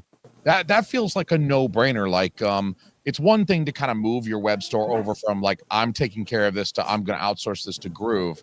But it also seems like, Groove is owned by that. I had the name of the company in one of my last videos on Shout, my second video on Shout, because it's a company that does all their physical distribution as well. It's not just like their retail, their online retail outlet, but it's the company that like moves the units to the different places, allows the retailers to do the wholesale ordering and stuff of the titles like Bull Moose and Orbit and Diabolic and stuff. But I have a feeling they won't want to just cut that business off just to do it. I don't know. I'm hoping to still see slips. When I go to Bull Moose about 6 months ago or so, they stopped doing any slipped copies of any of the Vinegar Syndrome stuff. So mine have never had my movie training, anything retail, because that was another point I was going to bring up to you guys. I feel like Vinegar Syndrome has always had their retail section, but it was never called retail, because I would see when people were freaking out of the Keep is gone. I'm like, I see the Keep. My movie trading company's got 3 copies. It's a standard edition. Because all they get is when I see it at a movie trading company or wherever I go physically, brick and mortar stores, it's just standard edition, but it's there. But now I guess the retail is going to be more pristine editions. Yeah, I mean, I think they might be doing more like retail slips and limited editions, and I think that would be nice. I don't know that, like Bull Moose used to sell the limited edition. I mean, I bought Navy SEALs, the limited edition VSU with the magnet case and everything from a Bull Moose, and it was on sale for like $32. I bought My Little Darlings from My Little Darlings. I bought from movie training company. I bought Little Darlings from Bull Moose, and I paid like $32 for it, something like that. Yeah, it was a great deal. Better give to him. And yeah, mine was new. He's going Thursday. Really, I feel like they made the decision to, like Bull Moose at least, just carry the standards. I'd like to take the test, but just in general. Don't have people nitpicking the slipcover condition. Because, in a real time, like the slipcover condition, sometimes they're bumped up or they're a little creased or whatever. And if you're really nitpicky, you'll look at that and put it back on the shelf and it'll never sell because it's got a dinged corner or something. I don't know if they're just getting out of it because it's like a liability. I know the guy at Groundhouse was complaining about that he was getting out of like online retail and he was just going to do a physical location because he was tired of people sending returns back because the slipcover had like a little ding in the corner or something. Yeah, that's why I think that with this move over there, Shout's not. I just think they're not going to do them anymore. And with that email, just kind of, oh well, yeah. Guess what? If you do buy it, just so you know, we'll never promise you a slip. I mean, that's straight from Groove. If that's I mean, how many collectors are going to do that? The average guy, but the collectors are not. I'm not going to buy it from them and not know. Because then if I get it and somebody else got it with one, or I just think they're going to stop doing them altogether. But if not, I ain't playing roulette every time. Yeah. No. If I go to Walmart and I see, because Walmart does not give a crap about their slip covers. I've seen like a whole row that just are tore up. I'm like, I will inspect. Like when I bought F1, I inspected they had 3. I inspected all 3 slip covers to see which was the most pristine. I'll hold up the steel books and I'll compare the steel books to see. Oh yeah, if you ever have a spine slash on them or whatever. I'm looking at all the angles to see if it's dented or we pay. The fact is, we pay a lot of money for these things. Some of these things are like $45 steel books, $45 limited editions, and when you're paying $45 or $50 for a single movie, the idea is that you're buying the limited edition, you're getting the hard case, you're getting the booklet. You want these things to be in good condition. That's what you're paying extra for. If I just wanted the movie and I wanted to save money, I'd buy the $25 standard edition. But the thing that gets me to spend 20 or 30 extra bucks on a limited edition is the extras, and I want those extras to be in good shape. So that's why the same thing as you. I go to Bull Moose. I don't like to buy, even if I know that I'm getting a slipcover, because Orbit's usually pretty good. Diabolic, they're usually pretty good at noting that this item's going to come with a slipcover. Even then, I'm a little bit nervous to do it because I'm like, well, how's it going to look when it gets to me? Even if it leaves Diabolic DVD in perfect condition. USPS doesn't give a shit. He's throwing that thing around. They're tossing on. It just, who knows what it's going to look like. At least at Bull Moose, I know what it looks like when I pull it off the shelf, and when I buy the thing, I've agreed that it looks good enough for me to pay for, and if it gets messed up, it's my fault. It was me throwing it on the seat or whatever.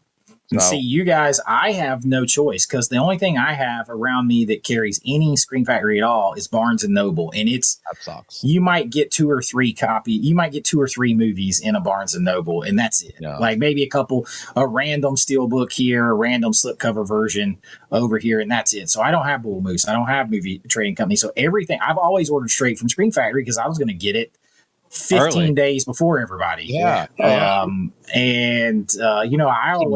never complained. I always paid for the little insurance in case it was screwed up when it got here. They Dude, had to that send me another one. insurance, I didn't do insurance on my last Shout order because it was literally just they wrapped it in paper. That was the $3 insurance. Well, that's Well, the thing that, but the insurance though is if they did just wrap it in paper and it got to you tore up, they got to replace it. Oh yeah. So like that. Well, they got to replace it. Who am I going to send it to if they ain't got no website? I'm going to that's what I'm contact saying. Groove. How are you gonna replace it? If I got the last slip cover, you know what I mean? Like I buy this thing slipped, and a week later, you Oh yeah, now another slip. How are you going to send me a new slip if you've sold them all? So yeah, I don't. Especially if do there's one copy left and you bought the copy and then you get them and it's like, wait, and you can't replace because they're all sold out. You sold Yeah. them out during your massive fire sale. exactly. Yeah, I see those things before January. That's wild that they're going to be shipping through December. That's insane. that is insane. so long. Like I'm like trying to figure out how do I guess I got to go to my email receipts because I don't even remember what I ordered. I ordered a shit ton in my last one though.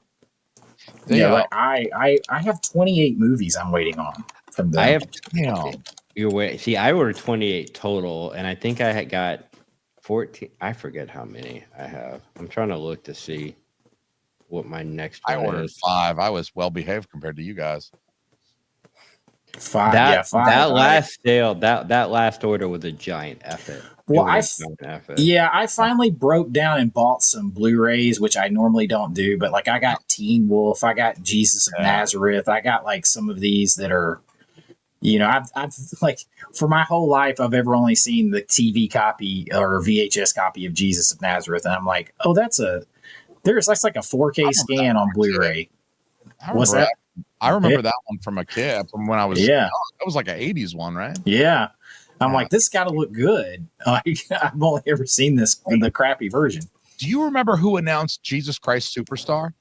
Which studio was that? Which music was that? I don't remember, but I do remember seeing something about They that. announced it, and I was like, "Yeah!" Like I'm stoked about that one, dude. That one, like low key, and I'm about no shame in my game. There's nothing I'm ashamed to admit. That friggin' Jesus musical slaps so hard. I'm not even ashamed to tell you guys. I've been to see that one live at the Fox twice.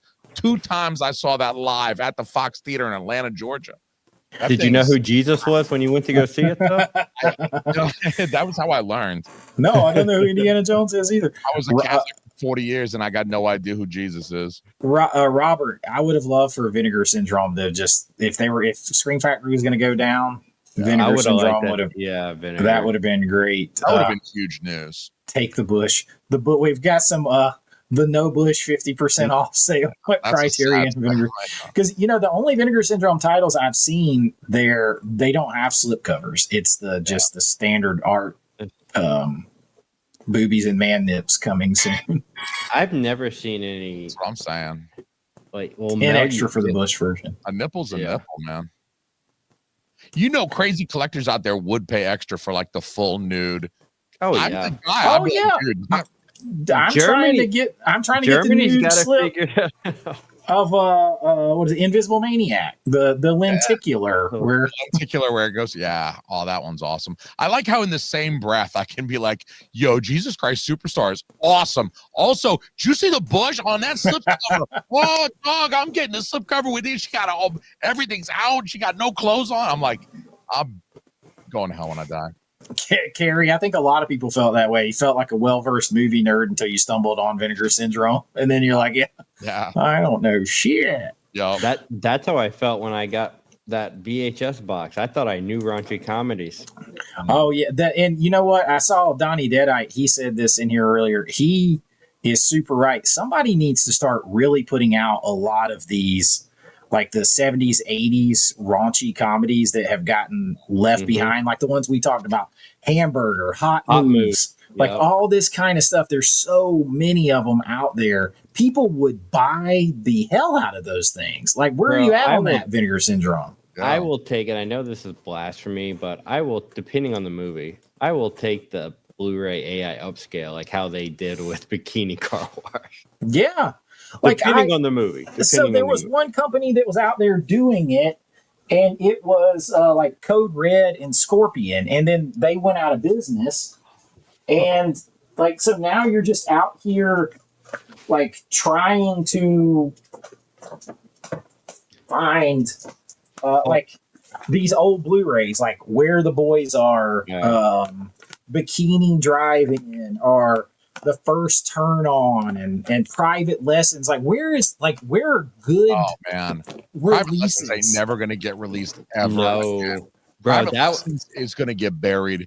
Like, they're just waiting for Private Lessons to completely decompose and for people to stop talking about it. That actually just got re-released that got re-released last year in the UK on Blu-ray. But the Blu-ray shit, like, it's a bad Blu-ray. I got it, but no, Chase. Something I want to point out. Becca made a comment. I want to point this out.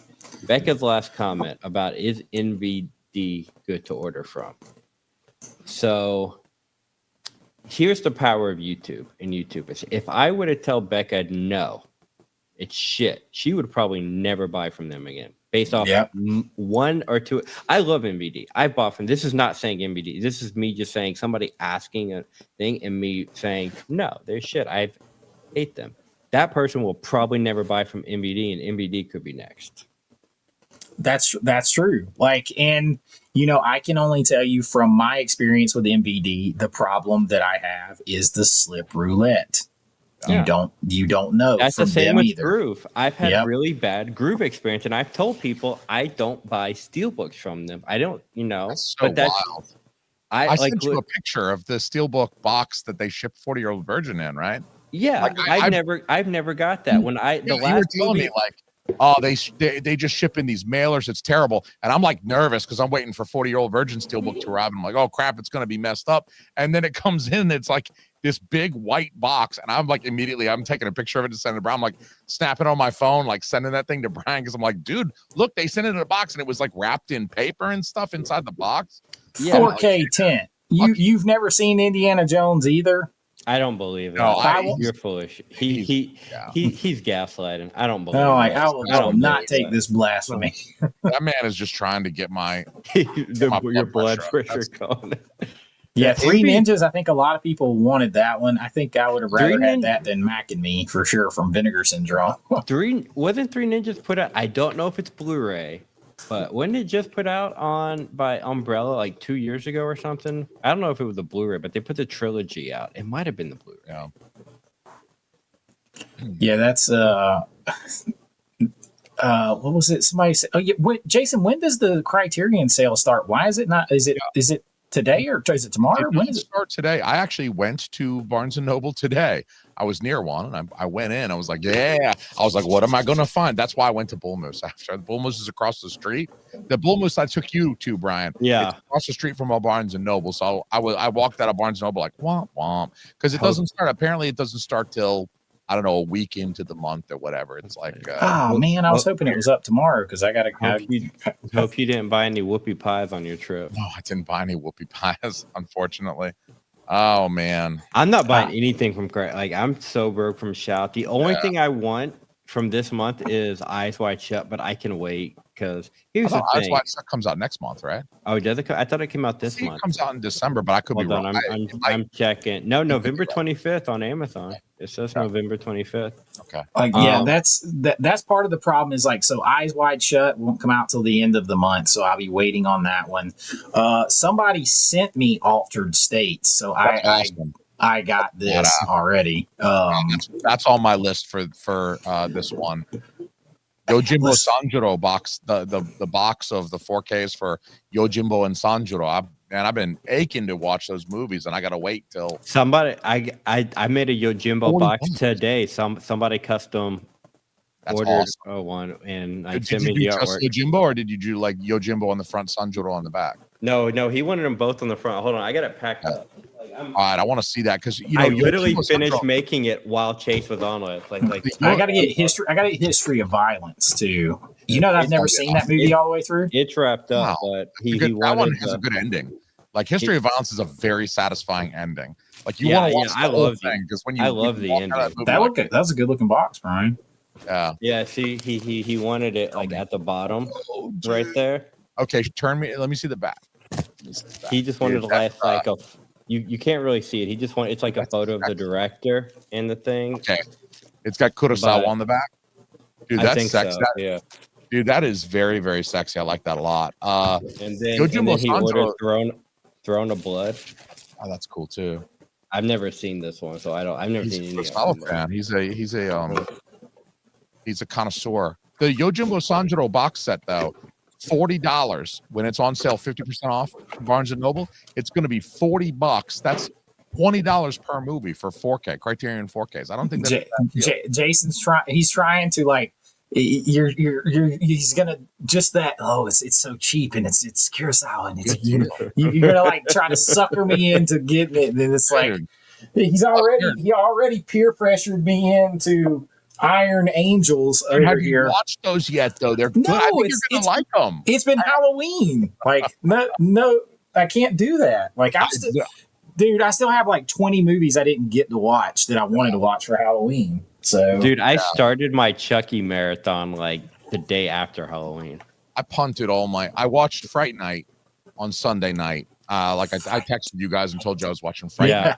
So I watched that one, but after that, I punted all of them till next year. The Halloween related ones at least. I mean, I'll bust out horror movies basically any month of the year. I don't care. But Yeah, I same. watch horror movies anytime. So like I'm okay. And like honestly, like this period right here, although as I learned today, as the channel and a lot of people's channels are crashing, YouTube starts wanting you to push Christmas stuff the last several days of October. yeah, I could totally see that. So like they almost want you to skip over Thanksgiving. So like I was literally recommended by YouTube, essentially as vidIQ, to push out all of my Thanksgiving content over the next 5 or 6 days and turn to Christmas, whether it's Christmas horror, Christmas movies, all that kind of stuff that fits in that area. And I thought, damn, like, because with Halloween, it's easy because horror movies go with Halloween. Once you get past the like Christmas movies and Christmas specials and Christmas horror movies, it's a bit harder because it's not like, oh, well, here's the whole horror library that also fits in this month. There's not, you have to kind of like make it fit in your own brain why it fits in that area. Like, for me, I always associate watching Star Wars around Christmas time because it was like always on TV, or it'd be on people's house at your parents or family or whatever. Well, they also get it for Christmas. Like here's your in the movie theaters. Yeah, in the movie theaters, they would release them for Christmas. Yeah. So it's like Crystal, thank you. Crystal, thank you for the $5 super chat contribution to the goal. She just joined the channel too. What's the goal? What's the goal? It just tells you if you set a goal, like it helps the algorithm out there. Like if you set like a 10 super chat goal of like $2 or more, it helps the. I didn't know if you were trying to raise for something specific. No, you know why though? I think it helps is because they're getting part of that money. Oh, absolutely. So, Omega Napper with a $10 super chat says, I have 14 MVD movies, all with slips except for one. Yeah. It will annoy you every time you look at it. Yep. It sure will. Are you still chasing the number? Are you still chasing the MVD numbers? I just haven't bought any in a while. I would like to as a long-term goal. Like MVD puts out some great stuff. I really want to check out that Christmas documentary that they have. Oh, I got that. Brian, you got the VHS? That's coming out. And like I reckon, like we need like this is stuff Vinegar Syndrome should have put out. I agree. Right here, these should be MVD picked up a few licenses of stuff that went out of print with Vinegar. Like Vinegar Syndrome had Jack Frost, right? And now Yeah. MVD does. It feels like MVD is sort of like the Sandpiper, but like specifically for Vinegar Syndrome stuff. Mm-hmm. It does So feel like I- stuff that Vinegar Syndrome should be putting out. I mean, Well, like- MVD's putting out the big boobs buster, you know. Yeah. That was, I saw that. I was like, look at this thing. It's you don't know, like, and I've had a lot of people ask me, am I going to do like Criterion hunts on the channel? And those will probably be for Patreon and my other, because like you get whacked with YouTube, like the whiplash back and forth. But I will do recommendation list countdown. I love Criterion stuff too much not to do that. So I'll just kind of modify it. Brian, there's something else I wanted to show you, because I told you what this was. You didn't know what it was. And I've kind of checked this to make sure I can. I've kind of worked ahead to make sure I can show this. Let me get it on. Let me get it on here. Oh damn! MVD's got a discount on a yeah, no, dude. Behind the green door. My VHS of that is way more inappropriate.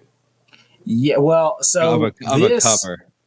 This is one of the most famous adult films made, right? And it's I'm not gonna lie, I tried to watch the VHS and it looks so low budget. It looks so low budget. I'm like, they went all in. This is a 3-disc 4K set for this movie. Like what's on them all?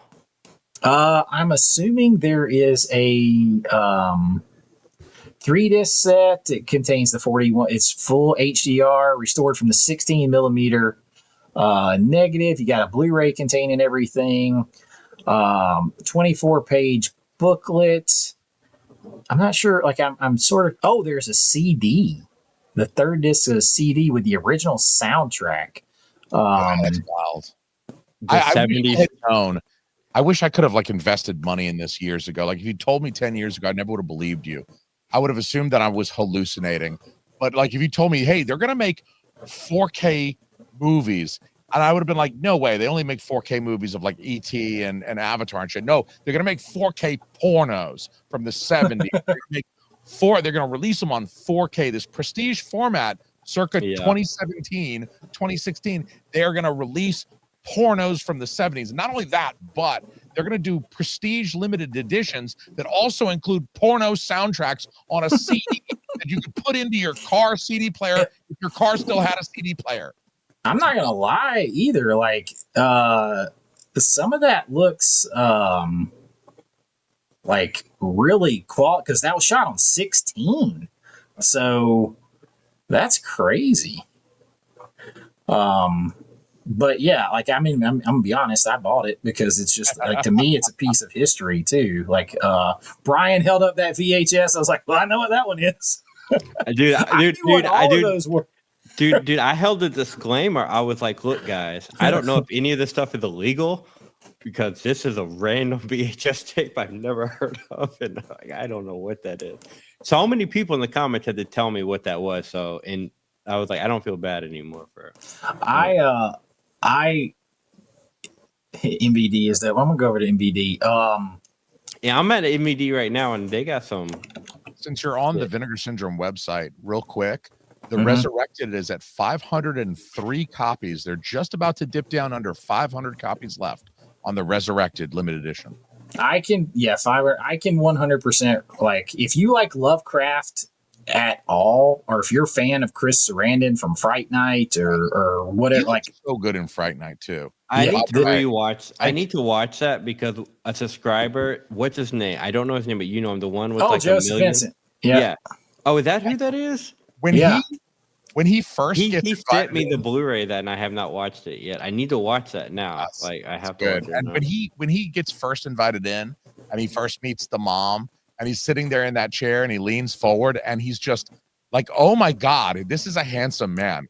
Like the smile and that head of hair, like the charisma that was coming off of this guy when he's in a chair like this that has like wing back, so you can't see him, and then he like leans and he frame, and he's just beaming in the most natural, just beautiful smile. And then like the way he's dressed with the scarf, like I love wearing a scarf like that, like very nonchalant. Like I'm not trying to stay warm, I'm making a fashion statement. Like blood red scarf. I was just watching him in that movie, like, holy shit, this dude look amazing. Yeah, he's Right, cool. Even Logan's like he's a good vampire villain. Yeah. Like, Yeah. I didn't know that was Joseph Vincent. That name pops up to me because that dude's bought so many boxes of mine. yeah, that's Joseph. Joseph has. He's got. I think he's at 1.7 million YouTube subscribers now. Yeah, he's up there. Oh yeah, you have to see American Pie. It's the rite of passage. Oh, I agree, Crystal. absolutely. Yeah. That's just Kurosawa, a top 5 favorite directors. We were having this discussion. Like, for me, I mean, I still like. I never grew out of it. It's Spielberg is number 1 for me. But there was something so that much nostalgia with Spielberg too. Like he represented movie magic to me. Everything of running away and doing going to Hollywood and making movies. And Carpenter, but I got some others up there that are a bit different, like Walter Hill and Richard Donner and Paul Verhoeven and stuff like that are. Paul Verhoeven's very underrated. I love Paul Verhoeven movies. Mhm. Paul Verhoeven. See, I'm I do love like- Paul Verhoeven. when it comes to me and my favorites, like Tony Scott is easily number 1 for me.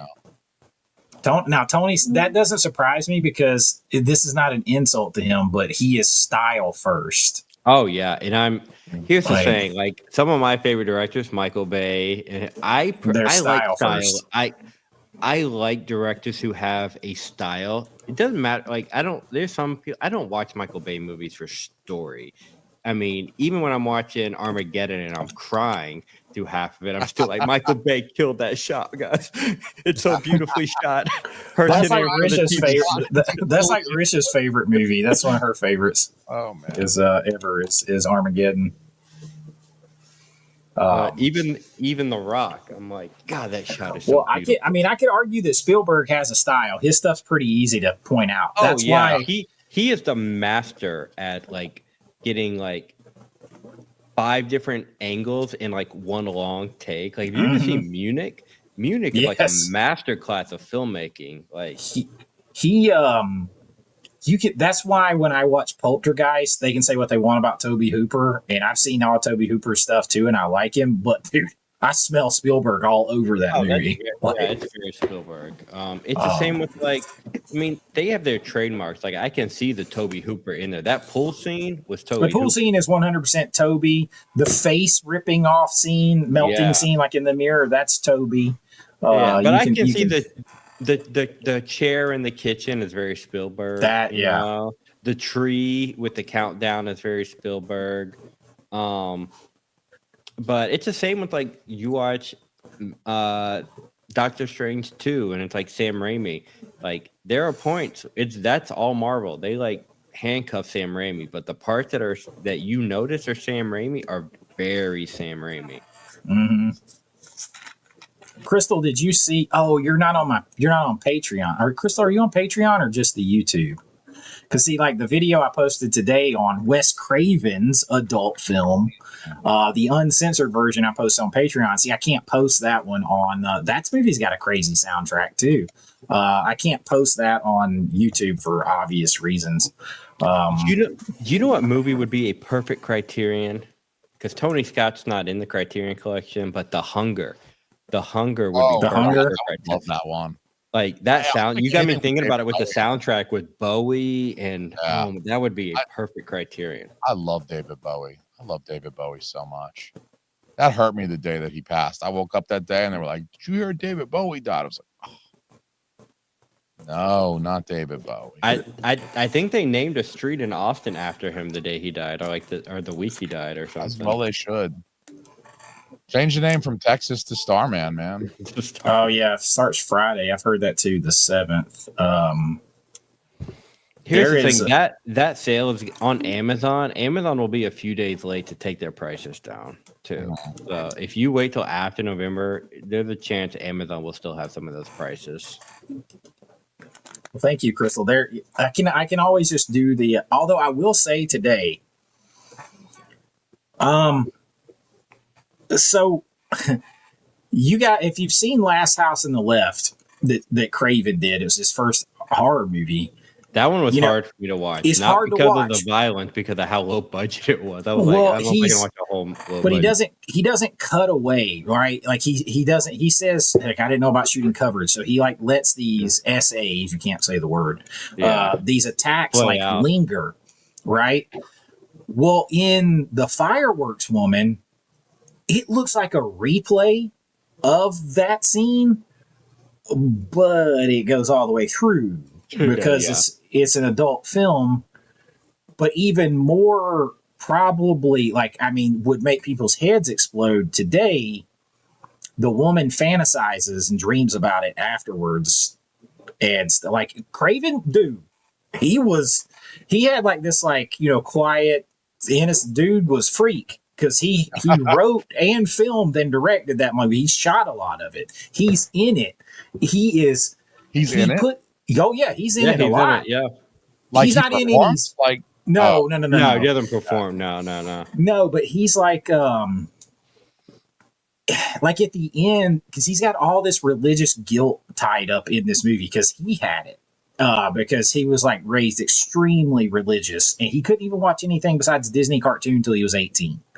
So he had all this religious guilt. So like in the movie, he keeps mixing religion with it. And there's this one like kind of senior like priest or whatever. And at the end, it's like he turns into him. He was him the whole time. Like it's twisted, man. It's the quiet ones that'll get you. Midsommar was written after a breakup. Have you ever seen an interview with Ari Aster? He is the quietest, nicest. Like he broke up with a girlfriend and wrote Midsommar like that weekend. Like, damn. That's kind of scary, actually. Honestly, The Fan. No. The Fan is my least favorite Tony Scott movie. Back to full revival. It's got a good cast too. It's got a great cast, but out of his whole catalog, it's at the bottom for me. Mr. Wayne, I have never been golfing. We have fun going to like a Top driving Golf. range. Yeah, Top Golf. But I've never been golfing. And I saw something in there funny. Is Craven? No, he's not. Why so blue tube? He's not slinging. He's not slinging the dong. Dude, if I was going to cast myself in a porn that I was making and I was completely in charge of, though, like I'd have to slang the dong. To be fair, he was married. He already had the 2 kids. Okay. So, you know, he was. He had to pay the bills. He just had to. He was present through a lot of it, so he's getting like, you know, there's no telling what happened off camera, but like, man, that scene. I mean, that movie. I was like, whoa, Wes, settle down, buddy. And he's like smiling and grinning like a jackass through half of it. Like you can tell he was having fun. But man, I was a little surprised. Yeah. Wild. What's a dong?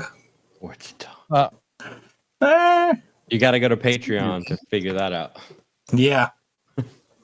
Yeah, that did not perform. It did not bow down to political correctness of today at all.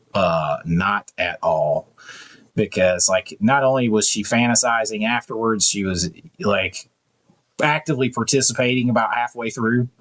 And then the whole plot is about a brother and a sister of this movie. Taboo, and one of them becomes a priest because of it. The 70s were no holds barred when it came to taboo. Isn't there a movie called Cousins, like from the early 80s? Yes, I think so.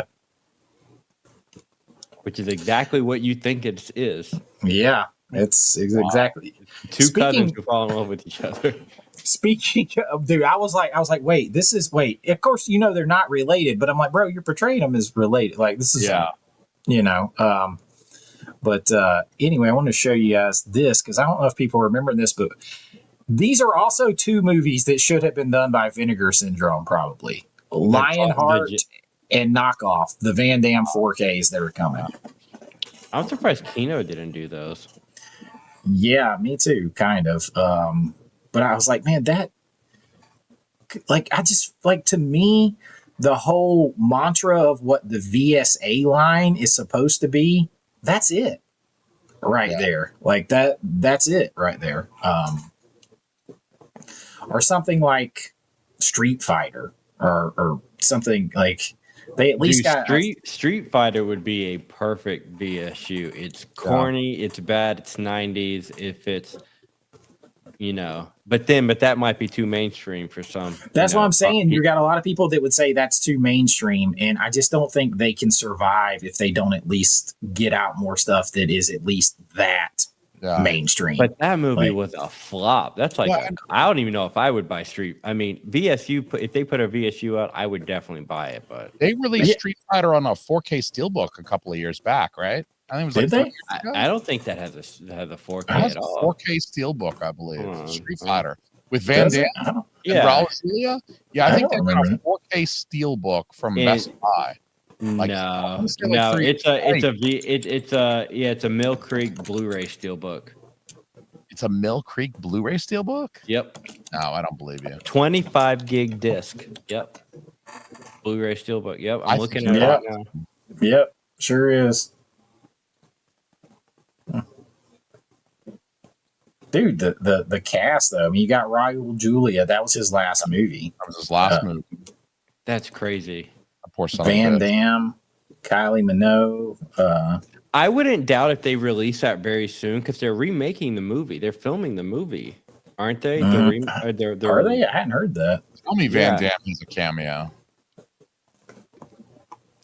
I don't know about that. I know they're remaking it though. Because what's his name? 50 Cent is in the movie. 50 Cent? Oof. Yeah. YSO Bluetooth says Street Fighter will be released by a boutique label. We'll see if that happens. That's the rumor. That's the rumor. Yeah. No, the guy playing Ken is Noah Sorrento, the Netflix guy. Oh, Lord. Yeah. He's playing Ken from All the Boys I Loved Before, that whole trilogy. Yeah, Tonio, I saw the Donnie Darko limited edition from Mutant because Brian made sure that I saw it because he thought that would be funny. What's the price on the Donnie Darko limited edition that's coming?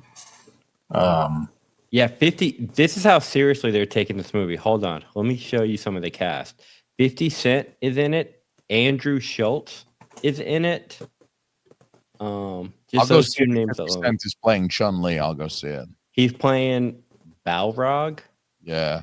I don't know who that is. 50 Cent is playing the one black guy from the video game. One black guy from the Japanese are racist.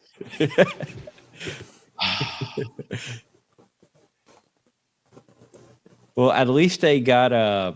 Wait, isn't Balrog is like the green dude, isn't he? Like, I think that's Blanca. Oh, that's Blanca. Blanca. Yeah, Blanca is played. Guess who's playing Blanca? Who? Jason Momoa. Oh, I can kind of see that. The what? Jason Momoa, Aquaman. The what? He's playing Blanca. I can't wait. And did you ever? Did either of y'all see Bullet Train? I saw Bullet Train. Yeah, I did not. But I know the movie. Do you remember the Asian dude who was his son was in the hospital? So he was kind of like the wimpy. Yeah, Hiroyuki Sanada is the actor, I believe, who played that. His name's Andrew Koo. No, not the dad. Not the dad. Okay. Yeah, no, the dad is a badass. I'm talking about the son who was, trying to get his son. He's playing Ryu, which he looks way too skinny to play Ryu. Right, he does. Freaking Cody Rhodes, the wrestler, is playing Guile this time. Okay, yeah. David Dasmalchian is playing M. Bison. Yeah. Oh my gosh. Okay, that's. I mean, it's gonna have 50 pounds on. I feel like this movie's gonna be a comedy and not based off everybody on here. It's gonna be way more of a comedy. Paramount doing it. Oh man, is Paramount Paramount has the original. They got the original too. Where are you at on this, Vinegar Syndrome, with your Paramount deal? Dude, if it's Paramount, they should. It's totally a Vinegar Syndrome movie. Oh God, the whole soundtrack is owned by Ice Cube, though. That might be the problem. Ice Cube seems cool. He does, but he might want a chunk of money for it. I mean, he just did He that says- World he of says, "I'll Worlds let movie. You guys do it. You guys can do it, but you also Vinegar Syndrome. You also got to put out Are We There Yet? Trilogy in a VSU special edition. Dude, speaking of Ice Cube, though, wasn't Friday on the Warner Brother leak list earlier this year to It come out this was. year? It was. So was Caddyshack. So was the Blade trilogy. Yeah, so was the Blade trilogy. Dude, here's the thing. I want Movie Master's chair, Seb. Say what? He said, let's talk about your wingback chair. I said, I want that chair. Bro, your chair is the same chair it's like the Darkness chair from Legend. Yep. That's what I think of. Amy Not like Schumer's block. It's like a smoking lounge chair. You know what I mean? I want it to be like I got my decanter full of bourbon. I was gonna have my pipe. You know what I mean? Dude, you got to get a Sherlock hat and a pipe. Yeah, I got a pipe. It's upstairs in my humidor, but I got a pipe. You see a humidor. I don't even know what that is. You don't know what a humidor is? No, I feel like Paul Rudd right now in Ant-Man when it's like, was it in a wardrobe? I don't know. It's a dresser, a wardrobe. Is that what they call that? I don't know what a humidor is. A wardrobe is like a dresser, but it has doors that open like this. I know what a wardrobe is, but I don't know what a humidor is. A humidor is a box that's made out of like a nice wood, like cedar, and it keeps cigars humid. You usually put the cigars in there in some sorts of humidity, and it keeps the cigars at the right humidity for you to smoke later on. And a lot of these boxes are like wicked expensive, and it's like, so yeah, I've got a humidor upstairs, and I put my pipe in there too, so it can. I keep my pipes in shoe boxes, but I grew up in them. It is a Bond villain chair. All he needs is us watching him from behind, and he's got a big metal glove on, stroking a cat. Yeah, and like it's you got a white Inspector Gadget. It doesn't swivel, but it lays down flat. Like this thing reclines. Like if I push back and it lays down flat, I could be like, "So good of you to join us, Mr. Bond." I'm trying to think if I sat in that chair when I came to visit. I don't think I did. You should have. I don't remember if I Could did have or felt not. the power. Who's buying this? I will get this at some I've point. never seen this, to be honest. I remember. So Brian, so I know the actress who played on Baywatch. She's super nice, Erica Laniak, that's in this, and she jumps out of a cake naked. Oh yeah. In this. Hold on. Google search Under Siege who? Lane Yeah, she Allen? does jump out of a cake. I remember that. I was watching this with my asshole friends in like 6th grade or whatever, because like, you know, the girl jumps out of the cake. And I'll say this, I don't see a cake scene, but I see her with a short. I'll forgive her short haircut for how well endowed she is right now. I will buy anything that has Steven Seagal in it as long as he weighs less than 180 pounds in the movie. What? Anything starring sub 180 Steven Seagal, I will buy. I think he's over 2.5 bills now. Oh, that dude is definitely, he's heavier than I am. Y'all ever seen Chasers with her in it? Yeah, she's topless. Erica like sent me. I've got these vintage calendars that look that she was in. She is super nice. But she that was like at the height of her career. Tommy Lee Jones in that movie too. Really? Yeah. Gary Busey and this cast is insane. I know the movie. I've just never seen the movie. Yeah, this one I will buy. I mean, I'll get Snakes on the Plane too, but I'm just not in a hurry. Somebody asked me, did I pick up Deadly Friend? I did, because it has a slipcover and I didn't have it, and the Screen Factory one didn't have one, and they were the same price. So there's a lot of Arrow that right? I will wait till they go on sale, because Arrow's infamous for, you know, when you buy a couple of their 4Ks for $22 with slips, it's kind of hard to buy them day one unless they really mean something to you. Because here's the thing, Teenage Mutant Ninja Turtles is not sold out, which surprises me. That kind of surprised me too. Not the because it's all over Amazon, but not even the exclusive. I got the exclusive one. It's still not sold out, which baffles me. I figured that was going to be Conan, like 2.0. They have not had a have they had a sellout like Conan like that? Like that went like this? I feel Demolition like Man. Demolition Man sold out pretty quick. Well, Did it? It did, but when you listen to Cliff, it sold out before it ever got all the way out, and then they printed a second run of boxes. Oh, okay. Yeah. I don't think they did a second They run of didn't Conan. do that for Conan. They did it. Not of the big box, not the double box. They did the individual covers for that. Now, Demo Man may be gone now in the box. I think it's gone now for sure. Yeah, I haven't seen that in a while. A couple of months ago, I mean, like 3 or 4 months ago, I saw Demolition Man, the 4K at Bull It Moose. says and Barnes and It's Noble. still on Amazon for like $45, like MSRP price. But The standard, they've got the standard on Orbit, but no other. And they've got the box. They got the Blu-ray box set, but not the. Amazon's got the limited edition. They got 10 left for $45, Oh, nice. and they got the Demolition standard Man. edition for 30. Is there a difference between the standard edition and the limited edition in terms of like the disc contents? No, it's just the box set. Yeah, just the box. And the You're poster just gonna get and all that. You're just Yeah, gonna get a just do the thing. standard. Yeah, do the thing where you buy the Blu-ray box, you sell the Blu-ray, then you buy the standard 4K and you slip it in the box. If there's no difference between any of the bonus materials on the disc and there's no difference between the booklets. I did that with Witness because I had picked up the blue. Now it doesn't work when like right now when the Blu-ray for the mask costs more than the 4K box set of the mask. That's crazy to me too. It's only if you can't find the 4K. Really, it's like the 4K sells out. The Blu-ray box set is still around, so you just sub them in. But I heard no, City is not. It's well, you heard what's Dark not. City, doesn't Dark City have like an extra disc that's not in the standard? So like hypothetically, Yes, sometimes that does happen. Yeah. so like if you got the Blu-ray, you sold the Blu-ray out of the limited edition, you sell the limited edition Blu-ray off, and you put the standard edition 4K in the box, you still don't have the equivalent of the 4K limited because you don't have that extra disc or whatever that was in the limited. I think that's a case by case basis because I also did that with Conan, and I ended up with somebody then gifted me the 4K box set. That's why I ended up giving it away, and they were the exact same. It was just one had the box and one didn't.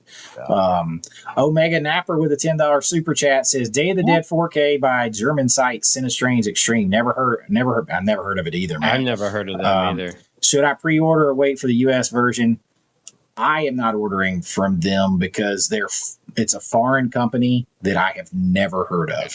Ditto. So I'm just not. Like it would be different if they were a domestic company. But I'm just gonna wait. Like I'm a supporter of small business, but the people I do know that have said stuff about them hasn't been the greatest. And I've like it's all of a sudden they come out of nowhere. And I know Ignite Films did that too, but they were domestic. This is from Germany. That stuff's going to be the stuff inside. It's probably going to be in German. Yeah. All that. I've waited this long. I'm going to wait on someone else to do it. I mean, I still think Germany's got so many 4Ks that we don't have. I love media books over there too. I don't know. I want to know what's with Germans and their media books. Yeah, I don't know either on that It is one. to the point where if I see a media book, I assume it's not a U.S. domestic release. I'm like, oh, that's a German ass release right there. That's I think I all over it. I think I only have how many media books do I have? I think I only have like 1 or 2. I've got 2. I've got 2 or 3. I got now. If listen now, Omega Napper. If it was Turbine, it'd be a different story. Yeah, Turbine. The big ones to me in Germany are Turbine and I forgot the other one's name. There's one more. Shit, God, that's gonna bug the shit out of me. It's not Cape Light is UK. Cape Light. No, it is. Is Cape Light Germany? Yeah, Okay. yeah. I knew it started with a C. Yeah, Cape Light. Because Cape Light, I have a few of this. Jerry Maguire, I have that German because Paramount had released it outside of their box. Is this the first Seagal 4K? I think so. I think so too. Yeah. Half I Past think there's Dead is still a next to you solid guys. chance that Scream Factory puts out Day of the Dead, and whether or not it has a slipcover is anybody's guess. But maybe it'll come out in a rigid slip box the way Hard Boiled and The Killer have, or you might see them license it to Arrow, and then you'll get a chunky box from Arrow, or at least a limited slip from Arrow. So I'd say there's a good chance that you can get like an English language, like a UK or US domestic release of. There is rumors that Second Sight is doing Day of the Dead, and while I'm not as big a Second Sight person as everybody, I would get it from them. I don't. But I only own one Second Sight. Same here. I own a few. 1, 2, 3, 4, 5, 6, 7. I own 8. Which is like, got somebody like Frank owns 850 of them probably. Frank owns all of them. Yeah, like I've got the Hitchers, Nice Guys, super duper high recommend right there. Late Night, out of all the ones that I have, I mean, obviously Dawn of the Dead is a good movie, but out of all the ones I have, The Hitcher is pristine. Nice Guys. I love Late Night with the Devil. Oh, yeah, and nice. the movie that surprised me, I don't have the box set. I had never seen this until like 6-7 months ago. The Guest. Dude, I The did Guest like. is so good. I like The Guest. You I want did to talk like The about it? Guest. You want to talk about a great soundtrack? The Guest is an amazing soundtrack. I feel like with Second Sight, I've some of their stuff has been, there's better editions domestically or from other, they've been competing with other, like their Blair Witch was competing with, I think Imprint did a Blair Witch. And so, it sold out really quick too. But I mean, when you get a domestic, like the US domestic release of Hitcher was so sad. The 4K US domestic release didn't even come with a cover.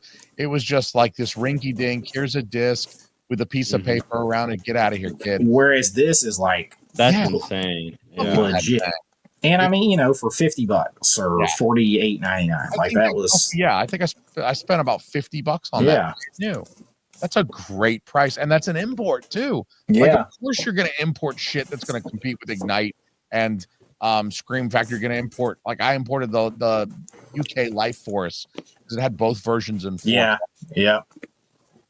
And this, like Criterion, I don't know if surely they're going to do the 4K of this too, right? Like surely, because they got the Blu-ray.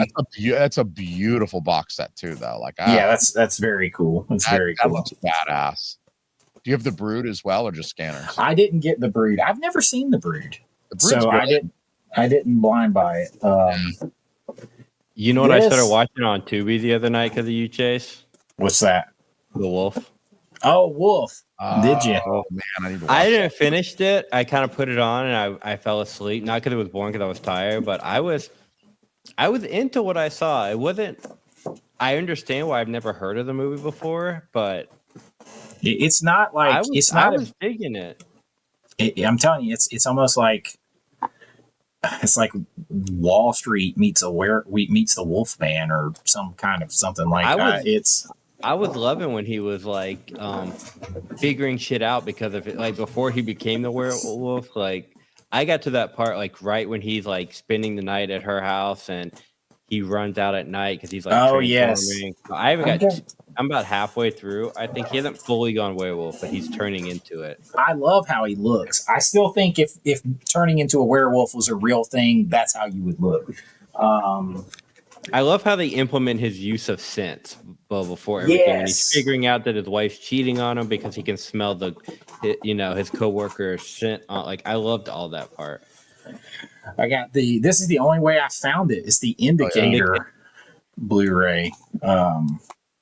Because Michelle Pfeiffer doesn't come in that movie for at least 15-20 minutes. Yeah, it's a little ways in. Feels like no excuse to have a Jack Nicholson film missing from 4K at this point. No, and this is just an HD master. There is not even a 2K master of this. So I don't have any Indicator stuff. I want to get into Indicator. I think I've only got a couple. Sometimes they have some cool box sets. They have a Mae West box set. I was about to say they have a Mae West box set that I desperately want, but it's just disgusting, expensive, and region B. So, my man Dennis Quinlan sent me this. This is an Indicator little box set. This is a movie called The Nude Vampire, which is like a 70s vampire movie. They had one I want because 88 Films got me into this one actress, this part of their French collection named Sandra Julian, and she's in one Indicator film. It's like something with the vampires. I forgot what it was called, but it's an Indicator one. It was something. Oh yeah, there's a bunch of. I've only got a couple of Indicators. They put out a lot of vampire movies. There's The Nude Vampire. There is the Vampire. I don't know. They didn't do The Vampire Lovers. I think that's coming soon from Hammer. Shiver the Vampires is the one I was looking at. There's they've got now. I had one Indicator movie that I sold because I would never watch it again. The Demoniacs. It was sick, man. It was sick. I'm like, I'm never doing that again. I don't need that. I love how Arrow puts their rainbow at the bottom and Indicator puts their rainbow at the top. Yeah. Yeah. Wait. Becca said, wait, what? This is off topic. I just found this movie that sounds hilarious. The Masturbating Gunman. How do you get a good shot though? If you're like, you gotta aim, you gotta you're supposed to take a breath, breathe out halfway, hold your breath, and then squeeze the. If you got one hand doing the business, how are you gonna get a good shot? Yeah, and you're gonna be slightly moving. Yeah, you're gonna be moving like Michael J. Fox, kind of. You know what I mean? You're gonna have that tremor going. I'm sorry, Brian. I apologize. You're gonna be moving like Muhammad Ali. Is that better, Brian? That's awful. That is awful, man. Have y'all seen his documentary on Apple? It will make you bawl like a. I have not. I actually just went to sleep watching Teen Wolf last night, though. Yeah, Teen Wolf is a a movie. I love Michael J. Fox. I'm gonna go to bed watching Secret to My Success now because that's a great movie. It's an amazing movie. It's an amazing movie. Good movie. Thank you. My biggest gripe with that is you have Supergirl with her. I don't like her short hair in that movie. We need Supergirl on 4K, by the way. Shelton says the Demolition Man is not a chunky box. It's on Amazon. It's from a standalone seller, private seller. It's a limited edition, though. No, the one on Amazon, it says it comes from Amazon and it's $46 and there's 10 left. I don't know. It's my bad. It's the Nude Vampire. Nude. Not new. The Nude. The better kind. I really want the Twins of Evil imprint set, but I don't want to pay that much for it. Didn't they do a vampire movie called Vampiros Lesbos or something? Yes. Yeah. They did that one for the title alone. I'm like this. It's sold out on Orbit like that, too, man. It's like that. I don't blame them.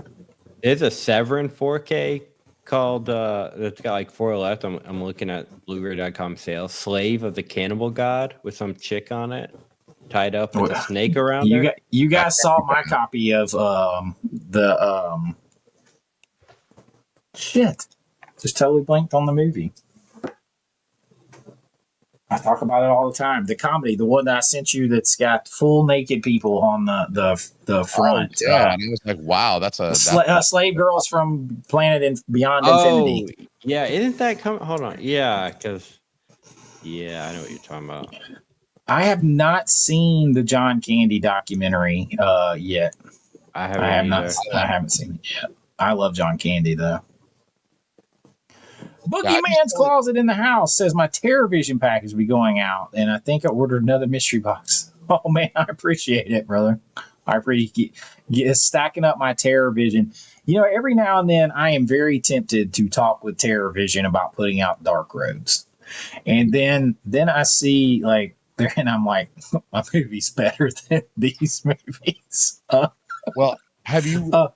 Did you get a copy of what is it, Dancer in the Dark? The Dancer in the Dark? I did get that, and I have not watched it yet, but I did watch Sledgehammer, Okay. that I got from them, and it's going to be on video tomorrow, on a countdown list tomorrow. I don't want to spoil anything for you or anybody watching about Dancer in the Dark, but it's bad, but not entirely bad. There's definitely a scene where the drug lords attack some people with shotguns, and for something that was like shot on video, I was really impressed because it was like showing people getting hit with a shotgun blast and like kind of blowing open in a very like, wow, this is actually kind of well done way. So they have like a couple of like, their budget was nothing, but I think they spent it on like 2 sequences, because there's one sequence where the car, there's like a car chase and the car like does a flip and yeah, there's money right there. Do it. They spent money on that, and they spent money on like the squibs where people are blowing open and like guts are coming out because they're getting hit by shotguns. I was like, oh my god. Maybe his shot is from the masturbating, Jason.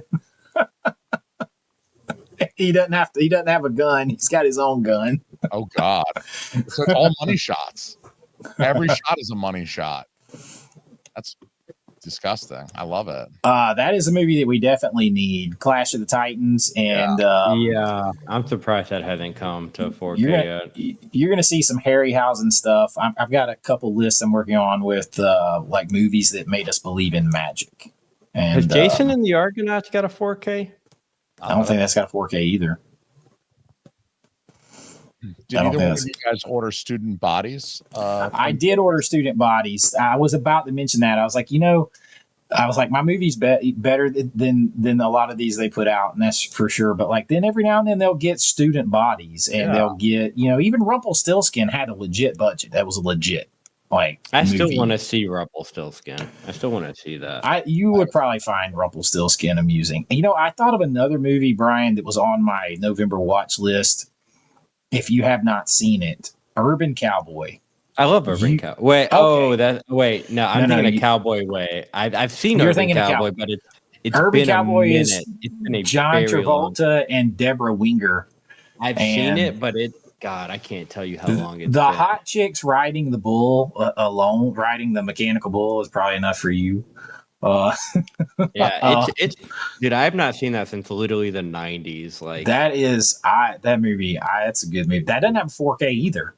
Cowboy Way with a little bit more my speed growing up. That was a little bit. More yeah, funner. I like the Cowboy Way. Just whack its nasty old ass, throw it down on the plate. Like the Kiefer Sutherland and Woody Harrelson. Every time I hear the song "I'm Too Sexy," I go straight to that movie. At the end, where he's congrats, Movie Mass, just over 600. He is almost to the magical. He's getting to the magical 1,000. You need to get him to 1,000. We got to get him to 690 first, or as the kids say, 670. Then he can see how much money you don't make on YouTube, and he gets to 1,000. I'm sure you cannot wait for that. Yeah, there you go. Crystal's with me on Urban Cowboy. Great soundtrack. I actually have the record, the album right over there. Super good. Very, very good movie. I do love Cowboy Way. Should also have a 4K. Yeah, I got the Blu-ray. Isn't that is Cowboy Way a Shout Select? I could be wrong, but is that I'm gonna look it up. You got to levitate above the chair to get to 1K. Oh damn. Oh, my fat ass. No, it's Mill Creek. I'm sorry, it's Mill Creek. Another company that went. Wait, is Mill Creek still around? I think Mill Creek is around. Olive Films is not, right? They're not. I was a big fan of Olive. Olive's not, Scorpion's not, Code Red's not. I couldn't remember if Mill Creek was or what. I feel like Mill Creek is, but they're just not doing a lot. They're not doing a lot. It's just unfortunate because they've got some nice movies, but everything's just so bare bones. Oh yeah, they just re-released the Blu-ray of Rad, the one that had the documentary on it. Yeah. Bailey, I prefer the original Hitcher. I think Rutger Hauer. It's hard to beat him. Yeah. See, I love the remake. I'm in a small I know John the Juggalo also loves the remake, but I love. I don't hate the remake. I just like the Rutger. Like I'm with Daniel from Cobwebs on this. The way he is in that movie almost makes you believe that he's not that he's almost like a demon or possessed or something. He's almost not a normal person. Like, yeah, especially I can see how that. he's like they're transporting him. You know, they've already got him, right? The cops got him. He's guilty. They saw him kill the girl, and he's shackled. You know, like he's like one step down from the way they transported Hannibal Lecter in Silence of the Lambs, right? They've got him shackled. They got him in the box inside the bus, and somehow it doesn't show him do it. It just cuts to him with a shotgun taking out the cops. yeah, Just like, okay, he goes from being shackled, like his arms around his waist like this, shackled and like chained to the seat in a metal cage, and somehow he gets out of his shackles, out of the metal cage, gets a shotgun away from the officers, and shoots the officers without himself getting shot by one of the other officers. It makes no sense, but it does make you think that he's operating on some evil satanic level. That's the funny thing with hearing Daniel say that, and I'm going to give him the credit for saying that because he did a Hitcher thing probably 6-8 months ago when that came out, is when I was a kid and I first saw it, I just assumed he was supernatural. And I remember like my uncle saying, no, he's not. He's a criminal. And I'm like, the hell you say? Like, because I just assumed he was because of how he was and the things that were happening. Like, that's how my brain worked at that time. I'm like, well, he has to be supernatural for that to happen. It's the same thing when I listened to your 2-hour Halloween breakdown. Sorry about that, everybody. Most of Halloween, I think that's why I have such an abhorrence for like the Rob Zombie movies, and I have a little love-hate with the new trilogy. Is nothing works, in my opinion, unless he's supernatural. It the whole coming back to like none of it works to me if he's not supernatural. So like he's almost like animated by this kind of natural force, like, you know, in paganism, you know, pre-Christian Celtic religions and the stuff that Halloween would have descended from, that had this more like animal worship and spirit worship of nature, almost, you know, related to Native American beliefs and Shinto beliefs, where like different elements of nature had like animating spirits. You almost have to believe that he's animated by some type of like natural spirit. Like, he's a human, he's Michael Myers. We see him as a kid at the beginning of the first movie, but then also he's the boogeyman, he's the shape. He's something more than just a singular human being named Michael Myers with a birth certificate and a criminal record. It does feel like there's at least some, like, maybe he could be in the first one. And then in the recent trilogy, I've got a love-hate for kind of the same reason. It's like, nope, he's a normal guy. He's totally normal human. We're bringing everything back to reality, unless we need him to do some crazy shit like mind meld with Corey Cunningham. Then he's supernatural, but we're not going to explain it. And it's only for that 1 minute. And then he goes back to being a normal human being again.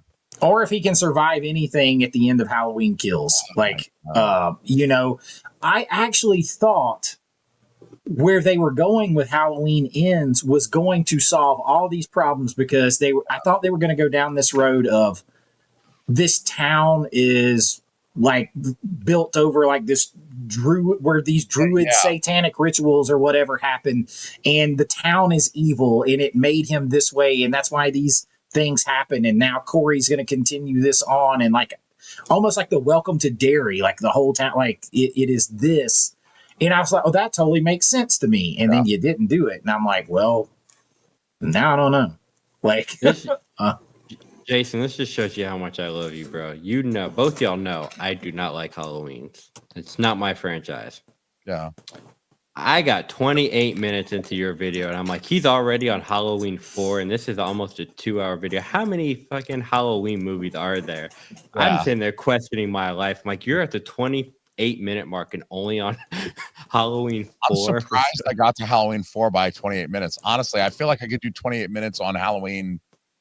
Well, it really isn't until I got to 4 pretty fast. I can't remember how far I got into the once video. I hit the ones I didn't like. Hey, look, I mean, I'm sorry for all of you guys who sat through 2 hours of that. At least you didn't have to edit it, okay? At least you guys didn't have to edit 5.5 hours of footage down to an hour and 50 minutes. See, Brian knows all about it. DVD haul, DVD collection, 6.5 hours. I thought of you when I did a 2-hour video. I was like, oh, it's gonna be just like Brian. People are gonna love it. I haven't gone that far yet. I did think, like, you got a bunch of comments from me because I was listening to it as I was driving and doing other stuff. And I still maintain, and my boy Chance from Video Goulash, he argued because he hates Halloween H2O too. He hates it. He hates it with a vengeance. I don't know that I hate it. I feel like it's overrated. But in my opinion, when they did the new trilogy, I would have kept part 1 and part 2. And I would have kept Halloween H2O because she establishes the PTSD thing so good in Halloween H2O. Yeah. Like, she's drinking, she's trying to, keep her son safe, and nobody gets it. Nobody believes her. It's the same kind of character that she does. It is. It's less later. More believable. Yeah, it's way more believable. And then I was like, well, she's already got a kid who he's already established that he's come after. You could have got an older son. Hell, you could have brought Josh Hartnett back for that. You didn't need to make her have a daughter instead. Like, I would have kept that because it's like, okay, he kept coming later that night in part 2. And then 20 years later, he came back for me. So now there's a reason why I'm doomsday prepping that he could come after me again. I don't know if you were that extreme 100%. with your doomsday prepping, your PTSD, 100%. If it was just that one night 40 some odd years ago. I said in my video, like, the Sarah Connor thing doesn't make as much sense as, like, her response to the trauma in H2O makes a lot of sense realistically. Yes, she's going to have a handgun, but she's not going to be Sarah Connor, like flipping her bed upright so she could do like chin-ups on the thing. Right. 70 years old, just because he came after her one night. Like, yeah, you'd get a security system and you would see a psychologist for the rest of your life, and you'd probably be on Klonopin and anti-anxiety meds and shit, but you're not going to go Sarah Connor and like, hey, daughter, it's time to wake up at 5 a.m. so we can go fire off 100 rounds through the rifle before our 10-mile run. Just in case this guy gets out of the hospital again and comes after us like he did 40 years ago. Even Sydney from Scream never went that extreme. I mean, in the third one, you see her, she's got the safety system. She's in her ranch, but she never went that extreme. Because that's why I always say I would have kept H2O. First of all, it was a Carpenter approved script, but second of all, he kept coming that next night, and then she's like telling everybody, and they think she's crazy, but here he comes. He tracked them down 20 years later. So another 20 years later, you could reasonably assume he might still come get you again. Yeah. So like, I was like, that's my other problem. I mentioned this in my video as well. My other problem with Halloween 2018 was that by making them not related anymore, you no longer have a reason for him to specifically come after Laurie Strode. And absolutely, Gordon Green and Danny McBride said he doesn't. I mean, he might not even remember her.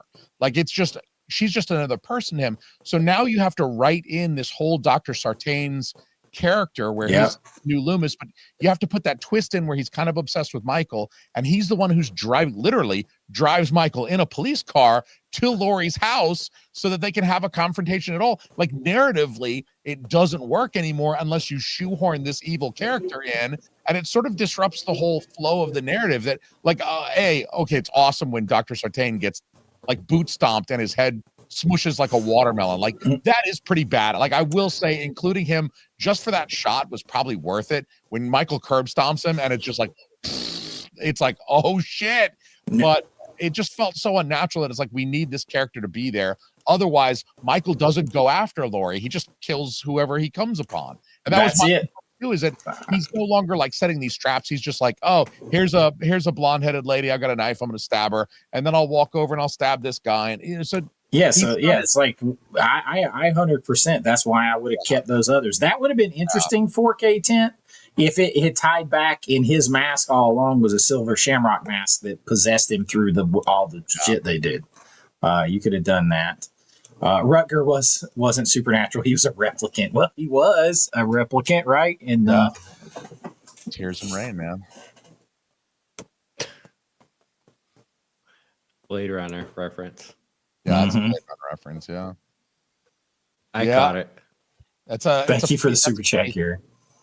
a pretty ham-fisted little moment there, but it still works. I think The only thing I recognized in y'all's whole conversation was the Blade Runner reference. It's a Blade Runner reference. I think Halloween Ends should have just been 2 movies instead of because they weren't.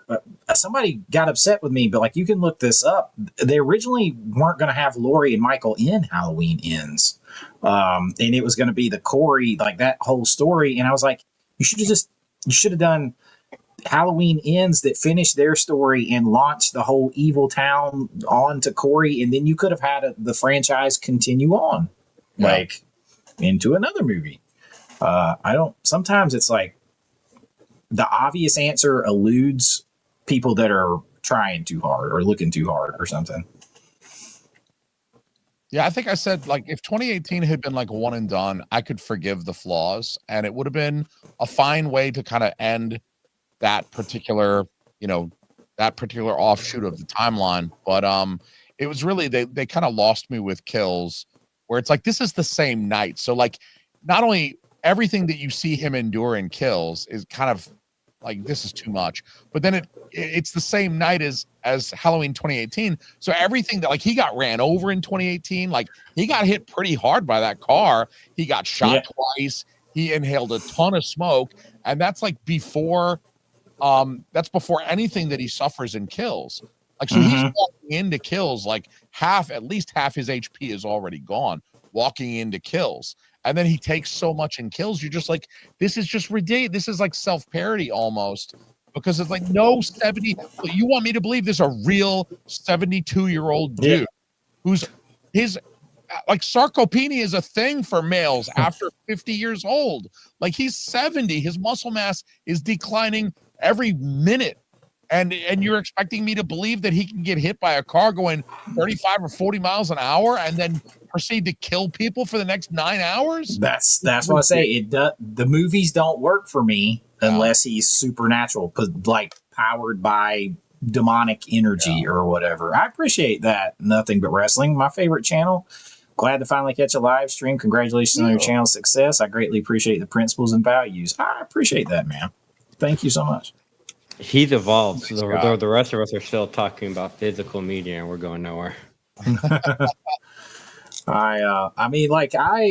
The problem with talking about physical media so much is not just like what it does with YouTube views or whatever. It's started to become so toxic. And I just, like, I wanted to come here to get away from stress. And so it's like, I don't want the stress. So over on I can still talk all that and feel that need to talk about it and all that kind of stuff, where I don't have to argue with people about it. Here's the thing. I feel like if I did what you did, I would be arguing with people 100 times more. I feel like the stress would be even more, because with the list videos, and like you said, you don't name what people like. I just saw a review talking about the Saw fan, and this is why I don't come to you for horror, because you don't like the unrated version. And I'm like, yeah, I'm here to talk about the 4K, not what I prefer. That's why, I'm surprised. Like, I look through like my likes versus dislikes in the studio. I never look through that. And anymore. I'll get on average, I probably don't get more than 8 to 10 dislikes on every video. And now I'll get some people that are super negative in the comments, but I have to remember that is still way outside better than the norm. Mm-hmm. So I try to do, when I write my scripts and when I think about it, I try to pass on why I feel the way I do about this movie here, so that it's not an affront to you if you don't feel like. Some people still take it that way. Some people take weight. Like, well, I'll get people like, well, this is just your opinion. This isn't like it's Rotten Tomatoes, or it's not official. I'm like, bro, you do know Rotten Tomatoes is just a collection of other people's opinions, right? Like, there is no official ranking of any movie. It's art, so you can't. It's subject to subjectivity. Yeah. So it's. And I have, and I always get you think your opinion holds more weight than the average fan because you taught film and you make films and all this stuff. And I'm like, well, does your doctor's opinion on your health like hold more weight than you Googling it? Yeah. Like, I'm not saying I'm better than you, but like I have a foundation of education, experience, and 2 decades worth of work. Somebody's like, do you think your opinion is better than mine? That's when I'm like, yes, it is. Yes, I do. Yes, Like, I do. I got to lean Chat- right into the microphone too. Yes, I do. Here, get on your phone and chat GPT up what an opinion is. And then Yeah. come back to me.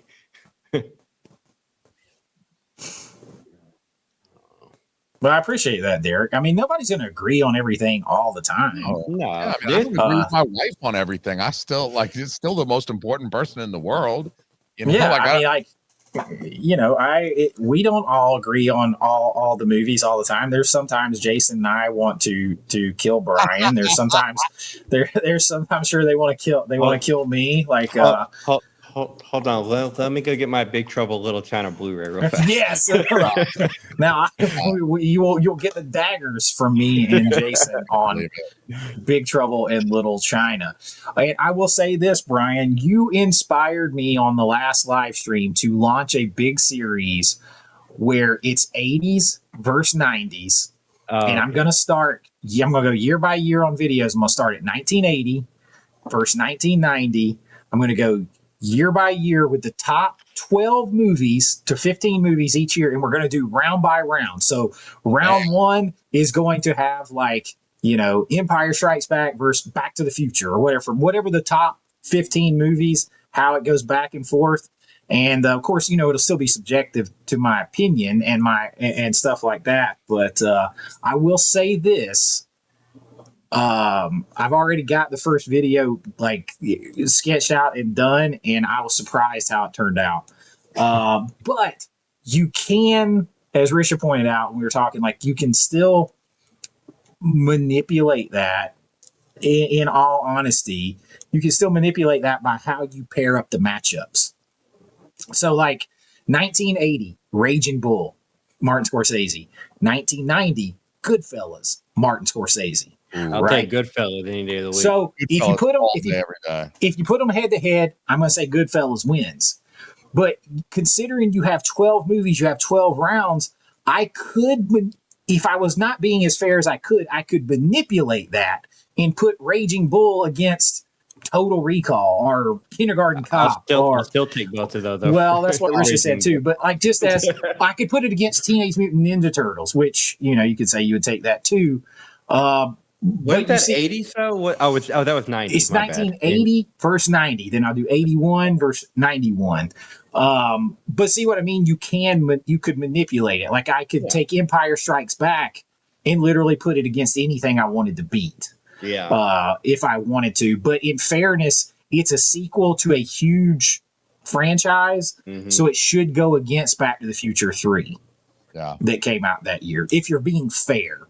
Yeah, because how do you get it to be the most like apples to apples comparison that you can make? Right. So that's what I was trying to do. Like, you know, like it's hard. It's hard to do. Like, I think the most incongruent one maybe that I had was Dressed to Kill had to take on Pretty Woman the way it came out. Yeah. And he had like The Fog versus Ghost. Which was, man, did I He's spent. taking Whoopi Goldberg over damn John Carpenter. But do you know how many Oscars Ghost won? I think Demi Moore. No, I'm kidding. Ghost won, like, it won Best Picture. Like, it. You I know, have not seen Ghost in like literally 30 years. But I take the Fog over Ghost, you know, twice on Sunday. Like, I'm going to take it all the time.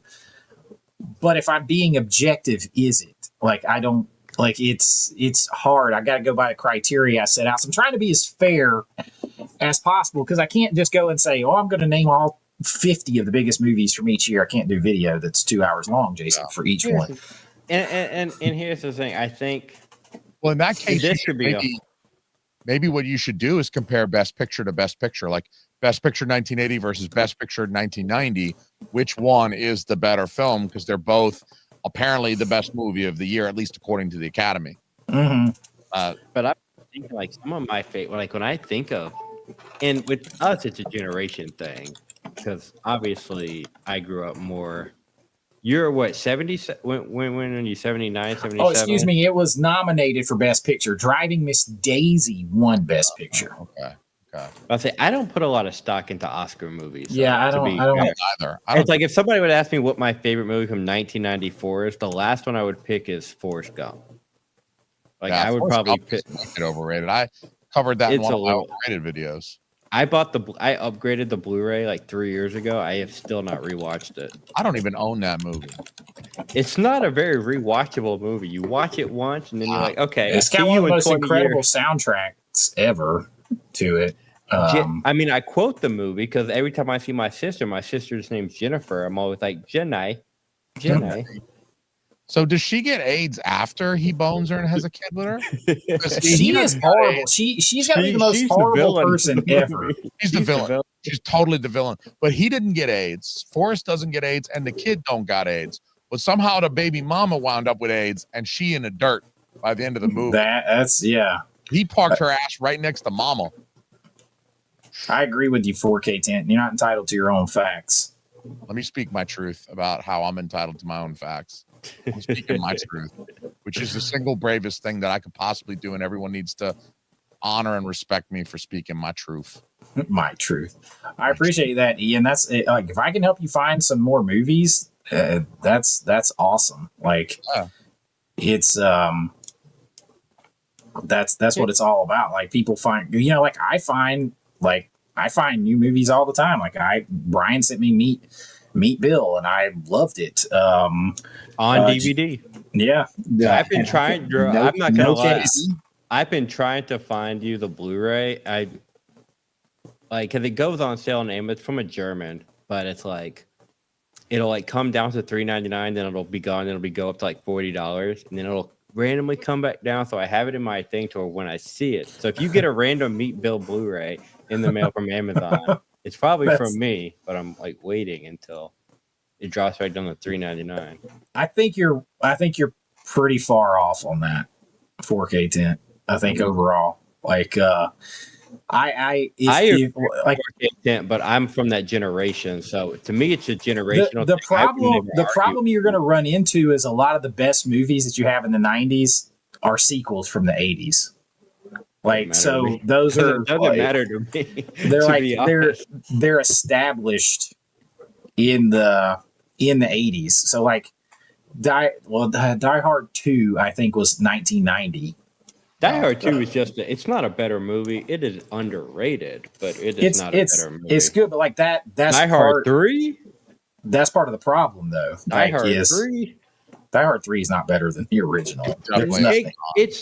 It's not better, but it's to me it's a little bit more fun to watch. Here's the problem with 1990s movies. Like 90% of your action movies I love are action movies. Die Hard on this, Die Hard on that, Die Hard on this. So you're not. If you're copying the original, that means you couldn't beat it. That doesn't matter to me. Well, but if you're if comparing what's better, do you take the original or the imitation? But here's the thing too. You also think about the generation who saw the sequels first and didn't know about the original, and they grew up liking the sequels because that's what they saw first. Yeah, but that doesn't make them better movies. But it doesn't mean it's better. I like I'll take bad movies. Speed 2. I made a whole video defending Speed 2. I know that movie's not good. But yeah, but like you have to have some kind of. You have to try to kind of have some kind of. On a fucking that's Speed 2. That Speed on a cruise, which is Die Hard on a. You can pinpoint it back, but I think it just goes back to how you grew up. Well, you have to have you have to try to inject some objectivity into it, in my opinion. Like I it think can't just be better what you. in general. It can't be what you like better. Like you could say I like 90s movies better, but like all of this are these movies better? Like there are movies that I recognize are better than movies that I like more. So like trying to find in which ones have the most pop culture, like the most cultural relevance going forward. And if you're copying that movie and you're having bunches of sequels to it, well, the original is the one that started that. So its relevance is continuing because you're making sequels or reboots of it. So it's like I'm trying to find a way to try to objectively evaluate things that are subjective, which is a friggin' hard task to do. I just don't come at it from that point of view, but that what makes us different. That's okay. I'm not sitting here like you're fucking wrong. I don't want, I can't agree with you. I hate people who can't just disagree on stuff and be like, I can't stand that. I can't. I mean, we can both agree that you're wrong. You see, but you can't be right with you. Have you ever had a conversation? You can't be right with you. You're right 100% of the time. It doesn't matter what I say. I was a teacher. Yeah, it just happens. You take a teacher's approach. I'm Spicoli in the back. Okay, so there's a comment about 1939 having the best movies. I'm assuming he's referring to Wizard of Oz and Gone with the Wind, but he's onto something there with the 1930s being a phenomenal decade. Here comes you hit Jason with the 30s.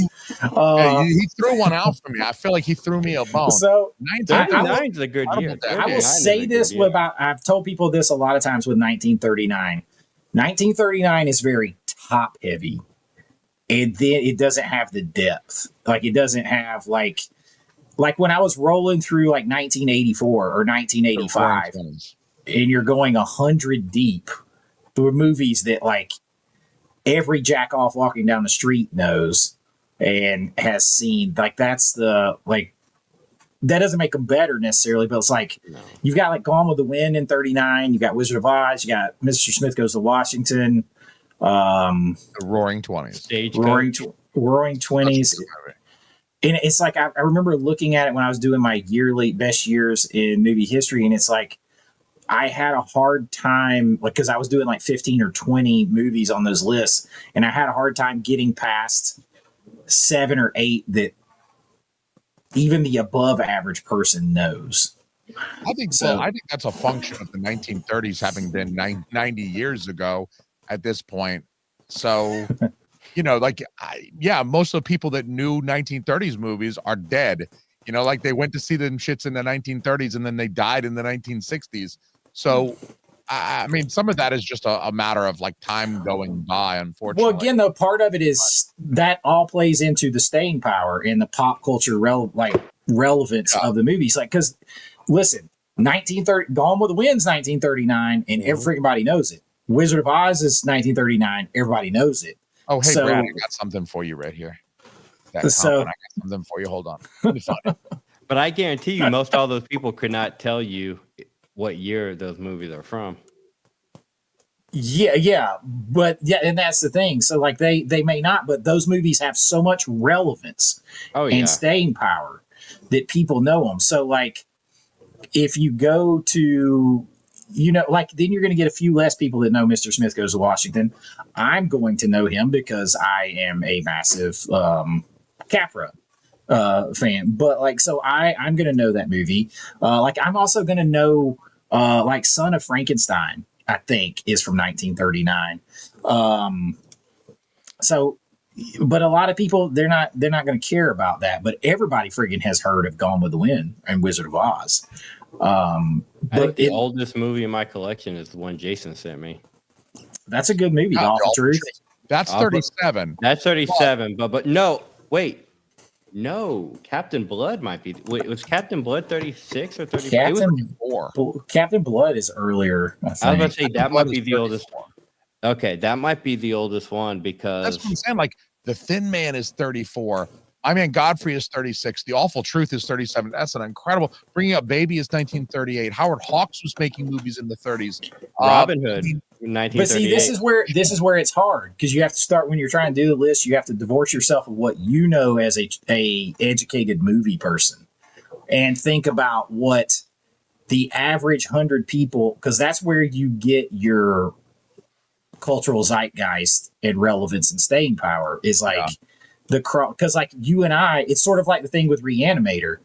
I know Reanimator. I had 17 people like, what the hell movie is that? Yeah. And I'm like, how do you not know Reanimator? But like, it is so hard to take your bias out of it. Even like for me too, like it's so hard when you're doing it, and because it's like, as somebody that studies movies or taught movies, you're like, how can you not know these movies from 1939? And the average person's like, well, I know Gone with the Wind. Yeah. You know? It amazes me, and I talk to you guys about this because I get called out. Like, you know, I have a very particular taste, and I like everything, but you know, I'm the American Pie guy. Whatever. I didn't like Sorcerer, so I had all these Criterion fans coming out to me. Yeah, I remember that. Me, I'm not cultured. I don't know cinema, but who was the number one person who was excited for Captain Blood? None of these Criterion channels, and I watched them all. Didn't know what Captain Blood was. And I'm sitting here like, how do you not know what Captain Blood is? You know, so it just, you know, we're all, you know. Well, see, it's like you go, if you look at this, if you go to like 1985, for instance, the 58th, supposedly the 58th most popular movie that year is Summer Rental. The 59th is National Lampoon's Vacation. Like, who the fuck doesn't know National Lampoon's Vacation? Like, you know, most, and that's 59 deep. Of course, number one is Back to the Future. Like, Obviously. two is Goonies. You got Breakfast Club up there, Fright Night, Legend, Return of the Living Dead, Nightmare on Elm Street 2, Teen Wolf, Life Force. Out of your top, so name the top five again. Top five. Top five is Back to the Future, Goonies, Breakfast Club, Fright Night, and Clue. Okay, Then, I only own one out of those top five. You own, but how many of them do you know and have heard of? I've heard and seen them all, but none of them I would like. Goonies, I don't care to But own go Goonies go back to that, to Jason's 1939s. How many of those have you seen and heard of when he gets deep into it? Like, because I never even seen deep into it, like 3 or 4, maybe. Right. That's what I mean. And now it's not. It seems like not fair because it's got to have a longer staying power, but also at this time frame from 1985. I don't want to discuss how long ago that was. I wasn't born yet, you guys. I was not born yet. Really? Yeah. I was not even conceived. I wasn't thought of yet. I feel like I definitely, like, there's a big part of me, like, I feel compelled by the argument you're making, Chase. I'm like, dude, that is a good argument. There's a big part of me that's like, yeah, it's right. I mean, there's a lot of recognizability in some of those films that the movies that you just listed. It's like, holy shit, yeah, these are all great movies. Like, I'm thinking, like, check. I love that movie.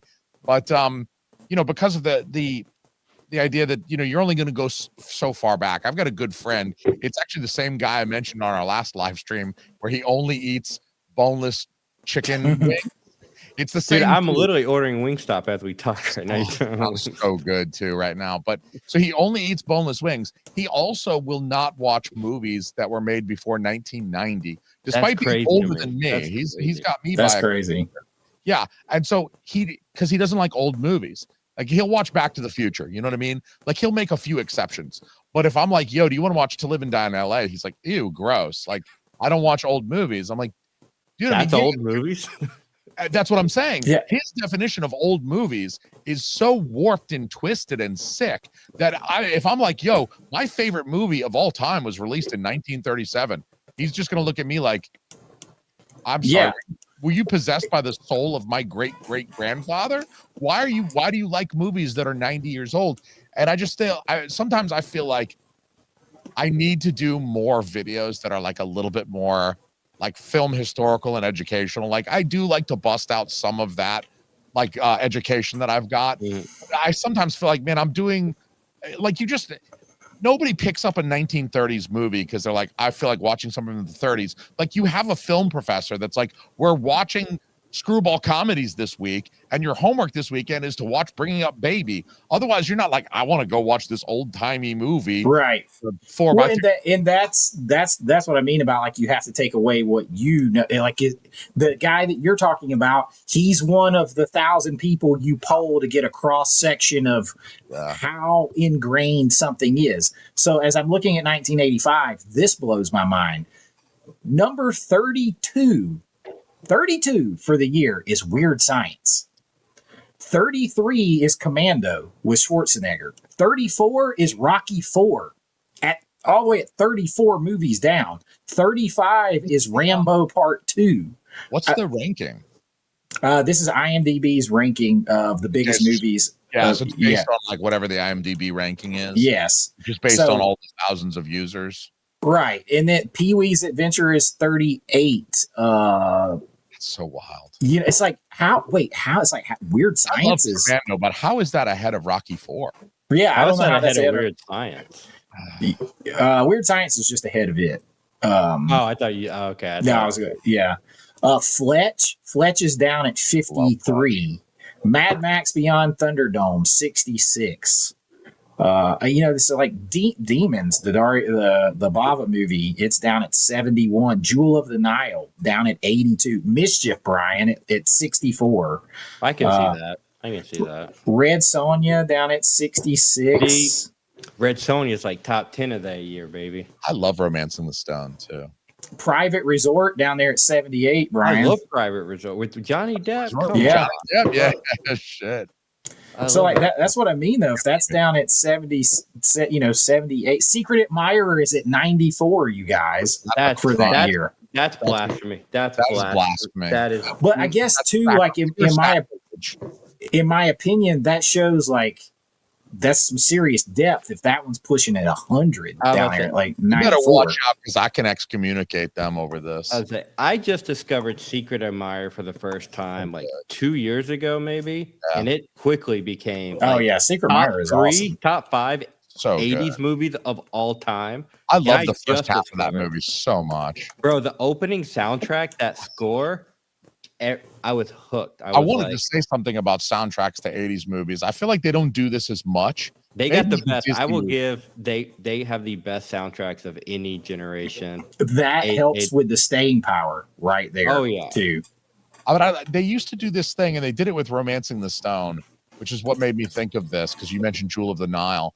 But they used to write song. They used to like find a band, like what's his name? Ray, what's his name? Did Ghostbusters, and that turned into like a huge like. He made a song. It was called Ghostbusters. Who you gonna call and all that shit. And the song was like it blew up. It was like this whole other like side thing. Like it blew up. Danger Zone. Yeah. Romancing the Stone. There's a song and I think it's by Billy Ocean. It's the same guy who did Get Out of My Car, Get Out of My Dreams, Get Into My Car, and Caribbean Queen. I think. Somebody out there correct me if I'm wrong, but I think it was Billy Ocean wrote a song called Romancing the Stone. And nobody ever plays it in any of their 80s playlists or anything anymore. But that song slaps. That song absolutely slaps. Didn't Mannequin have its own song too? Did Mannequin have its own song? It might have. I think it did. Mannequin soundtrack goes way too hard. I love Mannequin soundtrack. Mannequin soundtrack is so good. I thought they had like an original one, but I don't. 84 was ridiculous too, man. Like 84 was. I think ridiculous. the number one movie in the country, because I talked to a friend about this. Like the year I was born, the highest grossing movie was like Beverly Hills Cop 2. What up, Saucy Jack? It was Billy Ocean. Okay, Saucy Jack. A, hey, hi again, Saucy Jack. I love your name. B, he's telling me I was right, which is a gratifying feeling. Nothing's gonna stop us. Ray Parker Jr. Dude. I love Starship too. I missed the ballads. I'm sorry, I missed the ballads. All right, Brian. Out of 1984, Nightmare on Elm Street, Ghostbusters, Terminator, Gremlins, Indiana Jones and the Temple of Doom, Karate Kid, Police Academy, Never Ending Story, Beverly Hills Cop. That's pretty solid. Yeah, that's a very solid. That's a very solid list. 16 followed by Dune, 16 Candles, Splash, Friday the 13th, Final Chapter, Footloose, Body Double, Starman, Streets of Fire, Red Dawn, The Natural, The Last Starfighter, Buckaroo Banzai, Romancing the Stone, Night of the Comet, Repo Man, Top Secret, Revenge of the Nerds. That was 84. Yeah. Wow. Silent Night, Deadly Night, I don't see Bachelor how the Party. 90s stack up against this. That's Like you're just hard, reading man. these movies off, and I'm just like legend. This is just 1 year. When Purple Rain is at 52, Oh, Conan the Destroyer is at 57 for the year. Like that's in one although year. I have to be objective. I love Conan the Destroyer, but it is a dumb movie. Oh, I agree with that. It's like I said, y'all will not agree. That's my favorite out of Brian the likes No, that. I over the- love that movie very much, but I love it. The cinematography. Oh my god, there's a whole Ooh, documentary. Olivia on that D'Abo. Bolero is that year. cinematography. Oh, Yeah. She was- Bolero is also that year. So Bombata. St. Elmo's Bombata. Fire. Man in Motion. They actually put the song is called Man in Motion. Open parentheses. St. Elmo's Fire. Close parentheses. He worked so damn hard to get the words St. Elmo's Fire into his lyrics. You listen to that song, you're like, how hard did he try to squeeze the word St. Elmo's Fires? It's such a good song. Oh my! I think goodness, he that said song. he famously already had the song and Yeah. then just tried to he didn't. So he didn't have to Regret redo it. shoehorn this in. Yeah, he's just like Control X. Now, where am I going to Control V this particular line? It was such a good song. I love that song. I can't turn away every time it comes on. Also, that Now- one from Streets of Fire. Streets of Fire has that whole soundtrack. That whole soundtrack They is do- good. that whole Amazing. soundtrack is Oh man, It's what's the amazing. one by Dan Hartman from Streets of Fire? I wish we could play more music in our videos. 'Cause I know honestly, you that's can't the get away one- with any music. that's Yeah. the one thing I don't even try to touch. I don't They even will- touch it. But I they used to will in my Oh, hell. Patreon only Shit Happens When You Party Naked podcast. I used to have like whole segments where like if somebody died, I would play like a whole song. Like I would just, who cares? It's Patreon only. Like I'm not going to get slapped by Apple or YouTube or anybody. And I would like actually insert music. And I had so much fun. Just like, here's a deep cut of a song. You know, like I would play stuff by like Screeching Weasel and shit. I want to be a homosexual by Screeching Weasel. Boom, there you go. I'll play it because it was just stuck in my head that week. So Oh boom. yeah, that the soundtracks are in the montages in the 80s and 90s movies with their montages. So if you look through Rotten Tomatoes, IMDb, if you ask AI or whatever, it identifies the year 1986 as the weakest year of the 80s. Wow. Okay. Here's 1986. Aliens, Top Gun, Stand By Me, Labyrinth, Ferris Bueller's Day Off, Platoon, Little Shop of Horror, That sounds like one of Cars, the best years. What The are you Fly, talking Blue Velvet, Highlander, Crocodile Dundee, Big Trouble in Little China, Trick or Treat, Texas Chainsaw Massacre 2, The Hitcher, The Color of Money, Henry Portrait of a Serial Killer, Maximum Overdrive, Jason Lives, From Beyond, Pretty in Pink, Chopping Mall, Three Amigos, Short Circuit, Night of the Creeps, Critters, An American Tale, Poltergeist 2, Police Academy 3, Crossroads, Cobra, Psycho 3, Flight of the Navigator, Back to School, Wildcats, Delta Force, Hoosiers, The Karate Kid Part 2 coming all the way down at 50 that year. Golden Child. This is identified as the weakest year of the 80s. Dude, that's such a banger lineup. I love Raw. so many of those movies. Good Lord. You got movies way down here like Raw Deal. Insane. One Crazy Summer. April Fool's Day is down at 79. Derek, these are movies based on their rating by all the IMDb users. So it's not box office returns. No, 'Cause it's not. Yeah. Perform Mhm. poorly and become more critically lauded later on in time. So this is like people nowadays on IMDb that are like rating the movies out of 10, and then they aggregate those ratings to give like the average is 8.1 or whatever for a particular movie. Yeah, Oh. so it's not based on like how much money they made or anything like that. But if that's pretty strong to be considered the weakest year. That's fairly strong. Yeah. I mean, Aliens and Top Gun are right there at the top. I always Right off the forget bat. I always forget Top Gun is 86. I always feel like that movie came out in 84 for some reason. It feels like it. I always think that too. I'm like 86. That feels kind of late. Well, because Days of Thunder was like late. Was that 90 or was that 90. late? I thought Days of Thunder was 90. It might be 90. I tried Days to of Thunder go through- is 90. It's either 89 or 90. I think it's 90. Yeah. But like Legend was like 8. Maybe Legend was 84. Was Legend 85? I think Legend was before Top Gun. Yeah, it was before. 'cause Yeah. Yeah. Labyrinth was 86. See, that blows my mind too. That feels like a much earlier movie than That feels like a 86. much earlier film to me too. That's the year that I started off with for this is 1980 versus 90. And it's tough, man, because you've got The Shining, Friday the 13th, Blues Brothers, Empire Strikes Back. How that's not number one, I don't know. Airplane, The Fog, Raging Bull, Elephant Man, Blue Lagoon, Changeling, Dress to Kill, Altered States, Caddyshack. How's Caddyshack all the way at 17? Flash Gordon, or 15, excuse me. Cruising. There's Cruising for all you guys. American Gigolo, Private Benjamin, Urban Cowboy, Superman 2, Humanoids from the Deep. I'm a fan. 9 to 5. Maniac, Coal Miner's Daughter, Watcher in the Woods, Alligator, Brian, Xanadu, I could not get into Alligator. I am sorry. Stir Crazy. Yeah, this one, I feel like this is weaker. Fade to Black, Fame, Night of the Juggler. I feel like 80 is weaker overall than 86 was. I definitely agree. 80 is weaker than 86. Dude, you know what you should do for your Patreon? I don't know how I stumbled on this. I was looking up Sirens because Sirens was on the thing. And I was like, I just got the VHS. So I was seeing if it was on Blu-ray, and it is. But I was looking, Google, you just go down the wormhole.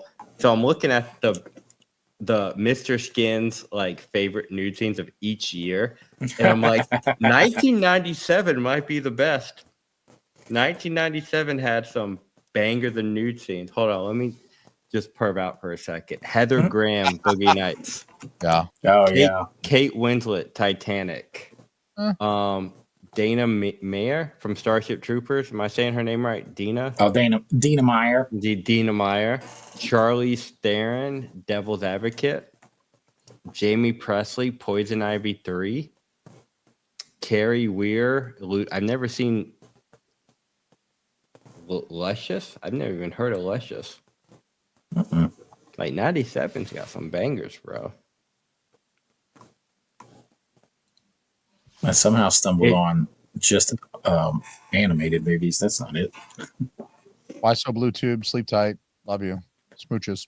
I was saying, I'm about to order some wings. Yeah. I'm about to eat. Yeah, I didn't realize it was after 11 already. It's just I feel like this is quite the undertaking to try to do, but I'm probably going to. I was say good luck because that sounds like a lot of I'm like, Yeah, that's a big one.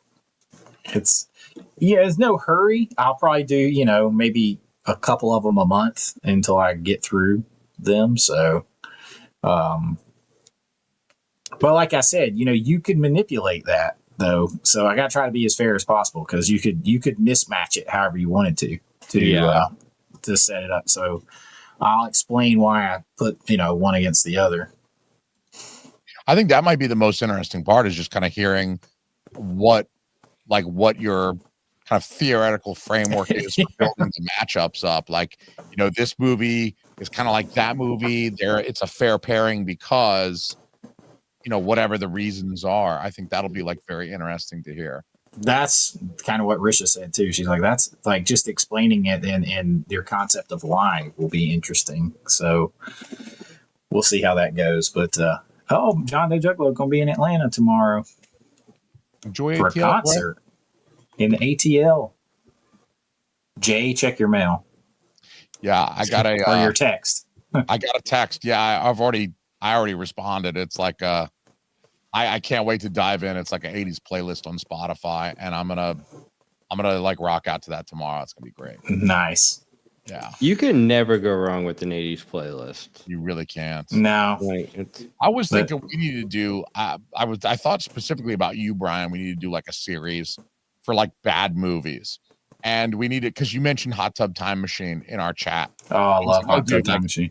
We could do like I don't know, do something where like I said double feature or something like that, like Hot Tub Time Machine, Take Me Home Tonight. You know what I mean? Like hit up movies that are like bad, they're not great. You know, we're already kind of doing that anyway.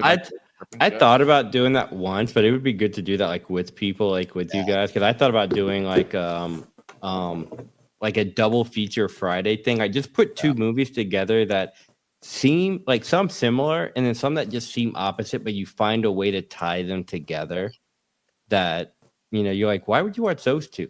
Oh, this is the connecting, you know, chase with the connecting dots. Yes. Yep. Connect the dots. That's a Dodgeball and Balls of Fury double feature. We're also going to do a thing where the three of us watch one or two of my movies, and then we'll make it available on our respective Patreons for everybody. But I think I'm going to get off here, you guys. Yeah. Thank everybody for hanging out for so long. There's still over 115 of us in here. That is awesome. Oh, wow. We've just been bullshitting for like 2 hours. 3 hours and 15 minutes That's later. the I was power like, of 80s movies. People that's start. it. I was like, I'm going to be on here for about an hour tonight. Yeah. But I'm about to say, you didn't call us in till an hour. I think I came on like at an hour and 4 minutes. yep. Yeah. Later, everybody. We'll see you. Make sure Night, you guys. subscribe and hang out with everybody. Bye-bye. No, guys.